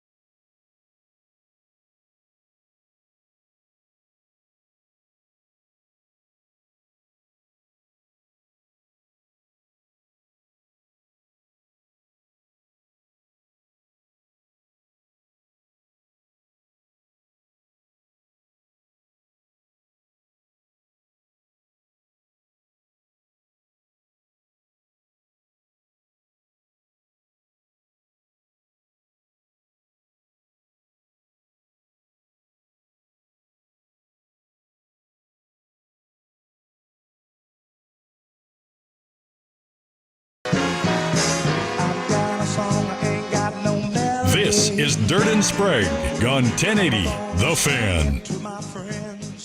Okay, quickly, and then we'll get to the big going-ons tonight. I got to be honest with you. I was doing my last tease, and then it dawned on me that that's right. Oregon State and Gonzaga play tonight, so we should probably, commit a little bit of time to that. Well, I mean, I co-host this thing 90 minutes, and I didn't bring it up, so it's also on me. Look, it's a big game, and I want to talk about it. It deserves its attention. Can we just briefly, for a moment, talk about the physics of how Ja Morant dunked on Victor Wembanyama last night? Made no sense, and it's a shame it didn't count. How did that not? What? How? What? Who? Well, Victor did. It was a bit of a throw-in, so you have to over a 7'7" guy. But it was a Blake Griffin throw. It was a Blake. Like he could have dunked it, but he's so high, he just said, "Screw you, I'm throwing it." I want to go through life with the confidence that Ja Morant had the moment he took off from the floor and saw Victor Wembanyama standing in front of him and said, "You know what? I could try and up and under this thing. I could try and go. Nope. You know what? I'm going up and over," and he did. Well, maybe you start by punching a 17-year-old. That's how you do it. See what you did there. Well it's played. Very awkward. I wish he didn't have that problem stuff off the court, man. Because these kind of highlights are amazing. He would, honestly. They're having a great year this year, too. Kind of be the face of the league, and he was set to be that until the gun off-court punching stuff happened, right? It's not ideal when you punch minors. And you're brandishing guns on the internet when you're told not to do it. I mean, look, it's not great. Yeah. They're having a great year. He's having a good year when he plays. Victor didn't jump all the way, and it didn't count, which is the damn shame. But how do you? I obviously didn't see it live. He got fouled on the perimeter, and so like in the real time when you watch it, the whistle blows. But he still takes 2 dribbles in, and Gotcha. Victor sort of jumps, and he just And the whole crowd knew the whistle blew, and they were still like, "Oh!" I couldn't believe I saw that. I watched that thing 40 times this morning. It was unreal. Could not believe it. You guys got a big one tonight down in Corvallis. Got a massive one. This is big. I mean, this is a big. It's a different purple out. Let me ask this question that you guys would be able to answer better than me, probably. Yeah. If they are a 9.5-point underdog tonight. Oh, give me the points all day. Oregon State is a 9.5-point dog with Gonzaga in town. Team, come on. This would be the biggest win for Wayne Tinkle since Oregon. Did they beat Oregon? In 2020, let's see, hold on. No, I have it. Hold on, give me a second. Okay. I have it. I didn't write it on my sheet. I know they lost earlier this year to Oregon. And I mean, they have beaten Oregon. I'm not saying he hasn't beaten Oregon. Their last home sellout. So, here it is. The last home sellout they had was in 2020 against the Ducks, and they won. Okay, so that was... Oregon was ranked 14th. They were unranked. When was that Arizona game that you and Crawford rushed the court? Was that before that? That was the year prior to the Elite Eight. Wow, that was a long time ago. Dude, yeah, that was... That was like 2018, 2017. So, to prove the point, yeah, it's been a while since he's had a big marquee win. Well, he's had some good... They beat Arizona a couple years ago with a Stevie Thompson walk-off. Remember that one? The buzzer beater? I do. They've had some big wins. So, this would be the biggest one in a while for the old Tinkle man. And Bulldogs are 1-8 all-time at Gill. They haven't played in 34 years. Doesn't matter. They played them largely when Gonzaga wasn't a really good program, like, at all. Doesn't matter. And Oregon State used to be elite. But we own you. You own this rivalry. You hear me, Kevin Cash? We own your asses. Bring it to Gill. Give me the 9 points. I can't wait to watch Mark Few. Oh, I wish I would have played my kid today. Get his ass dunked on is what would happen. It does feel like a good time to make fun of my buddy Cash, who is he's a Gonzaga alum. But he grew up an Oregon fan, and he doesn't root for Oregon basketball. And he's like a diehard Oregon football fan who then mocks Oregon basketball, and it's a very, very strange thing to me. Yeah, those are called conflicted sports fan. They sit in a closet by themselves often and go, "What am I? I don't know. I don't know what I love and what I care about." I always joke, like, what if Oregon basketball wins a national title before Gonzaga? Are you not going to root for that at all? Because you're a diehard Oregon football fan. It's very confusing to me. None of it makes any sense. I had a cousin that when his parents would argue, he used to hide in the closet and just like rub shoes. Because that was like his nervous way of dealing with his anxiety. Is he Woogie? It's a good deep pull by you right there. It's all like a picture. I was just watching... got a basket full of shoes he's coming out with? No, his shoes were in his closet. He used to go in there when his parents were arguing. Yeah. It was me. It wasn't my cousin. It was actually me. I didn't know if domestic violence was going to happen. I was 7 years old. I used to just hide in the closet. Just get out of the way, man. Rub shoes, man. Rubbing shoes is a good thing. Rub shoes. That's the story of the day. So, but I think that's what your friend does. Big one's for the Beavs fan. tonight. So, how about that Beaver game? It's Trump time. Go get that win tonight, huh? This would be a massive win. Are we staying up till the end of it? Are we going to make it all the way? Oh, dude. 8 o'clock tip tonight. What channel is it on? CBS Sports Network. CBS. Is that on YouTube TV? It's on YouTube TV. Okay, so it'll be on YouTube TV. Good. It's very unfortunate. It's going to be 3 straight days of going to bed at 10:30. That's not good for you, Bob. I know, but sometimes you don't have any. I've had basketball practices Tuesday, Wednesdays that go really late. You got to get that 2-3 zone in. You guys, well, yeah. Set your screens. They need the officials to let them play. That would be That's the key? very much in Oregon You're teeing State's up favor. the refs already.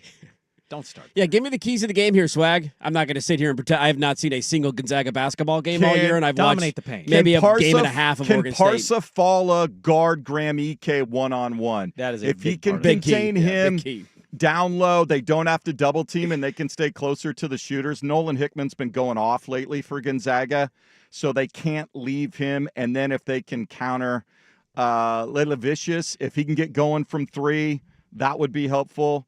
And then offensively, Michael Rattai's got to be able to, if they decide to double team him, he's got to be able to give the ball up. He can't just try to put it on the deck and go through them by himself.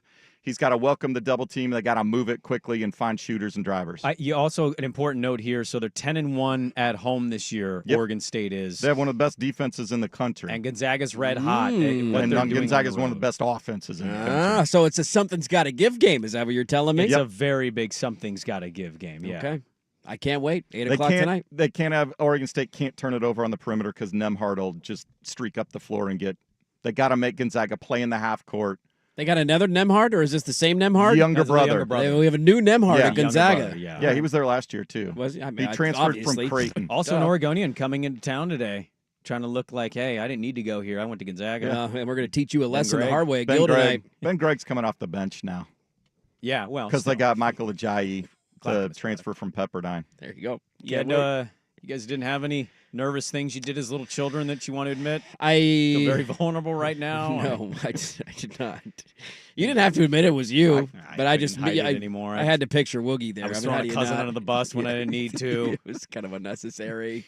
Be true to you, man. Rubbing my little light up sneakers all alone in my closet. This is why it's so impressive you've made it so far in life. That's not easy to overcome. I hope the noise stops. Childhood trauma is not an easy thing for everybody. Does my mom have a black eye right now? Is everything okay down there? Rubbing the laces together. Well, I don't really know what that was, but I'm excited for college basketball tonight. Gonzaga and Oregon State, 8 o'clock, CBS Sports Network.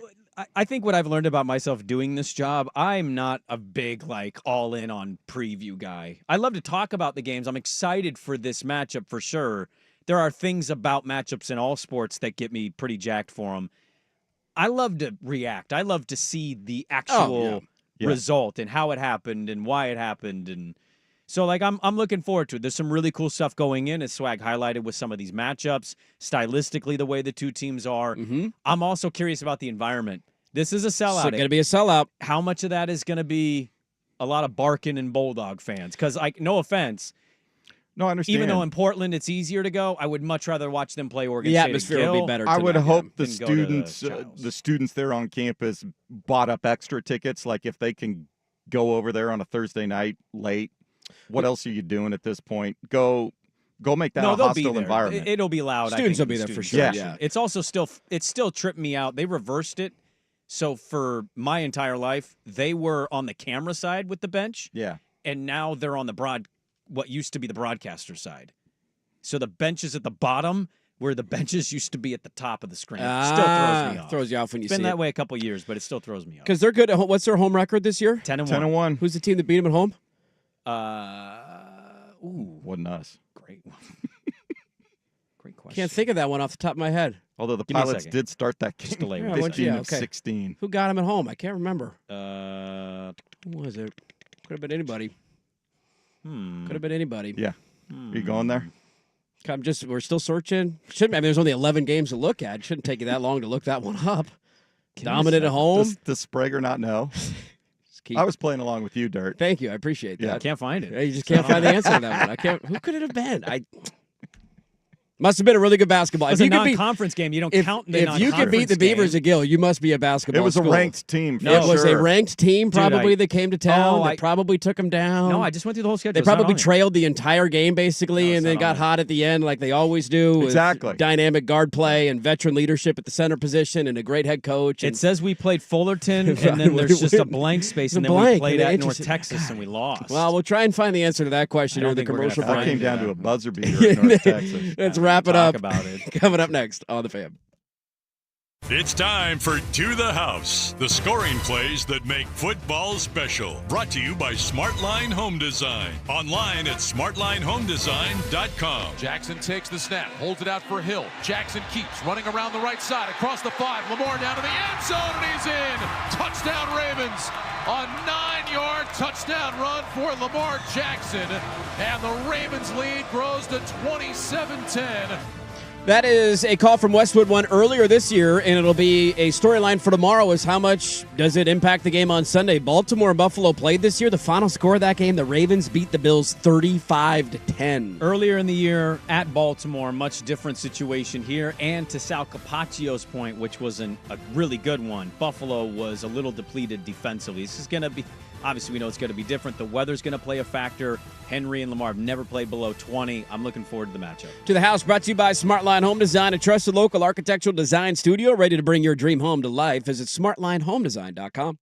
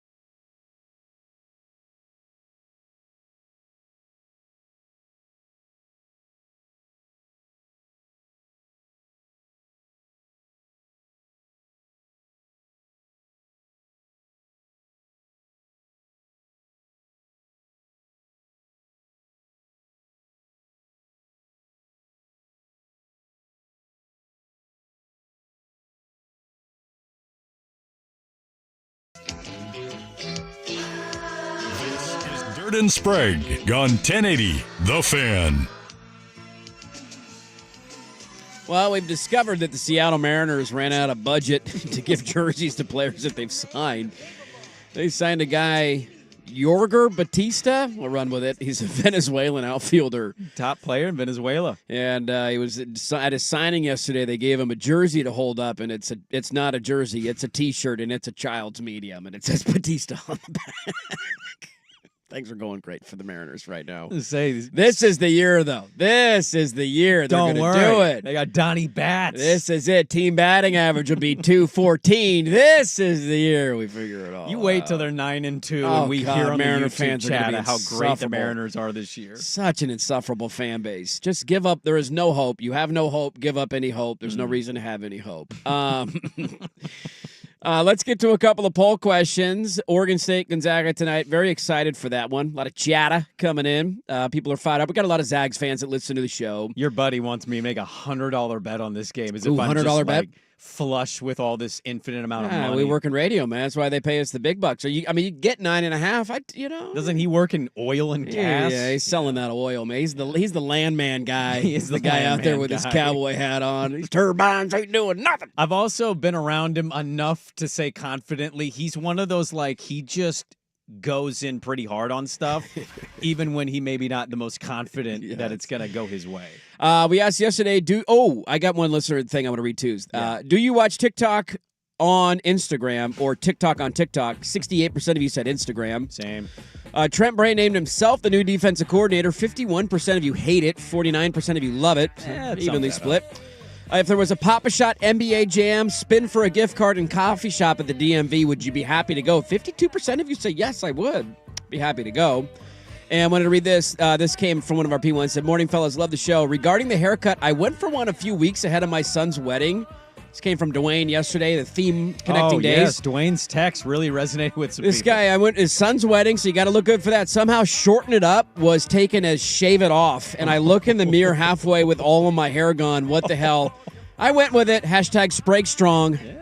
He said, R.I.P. Bob, my haircut was just a bit outside. I got mine cleaned up a little bit. I got more of a fade yesterday. He cleaned it up. I like it. Well, there you go. Good little show. If you missed it, go check the podcast, 1080thefan.com. Sal Capacho was great previewing Buffalo and Baltimore. We have holstered all of the football talk for tomorrow. I didn't get to my peekaboo notes. We're going to peekaboo tomorrow, and we're going to preview and the national title because we don't have a show on Monday. So tomorrow is going to be a true Football Friday with a little upset at Gill Coliseum mixed in. You like that? That'll do it for us. Thanks for being a part of our Thursday. Go catch the podcast, like the video on YouTube, subscribe to the channel if you haven't done so yet. We'll talk to you tomorrow at 6 a.m. Colin is next. We're listening to 1080 The Fan.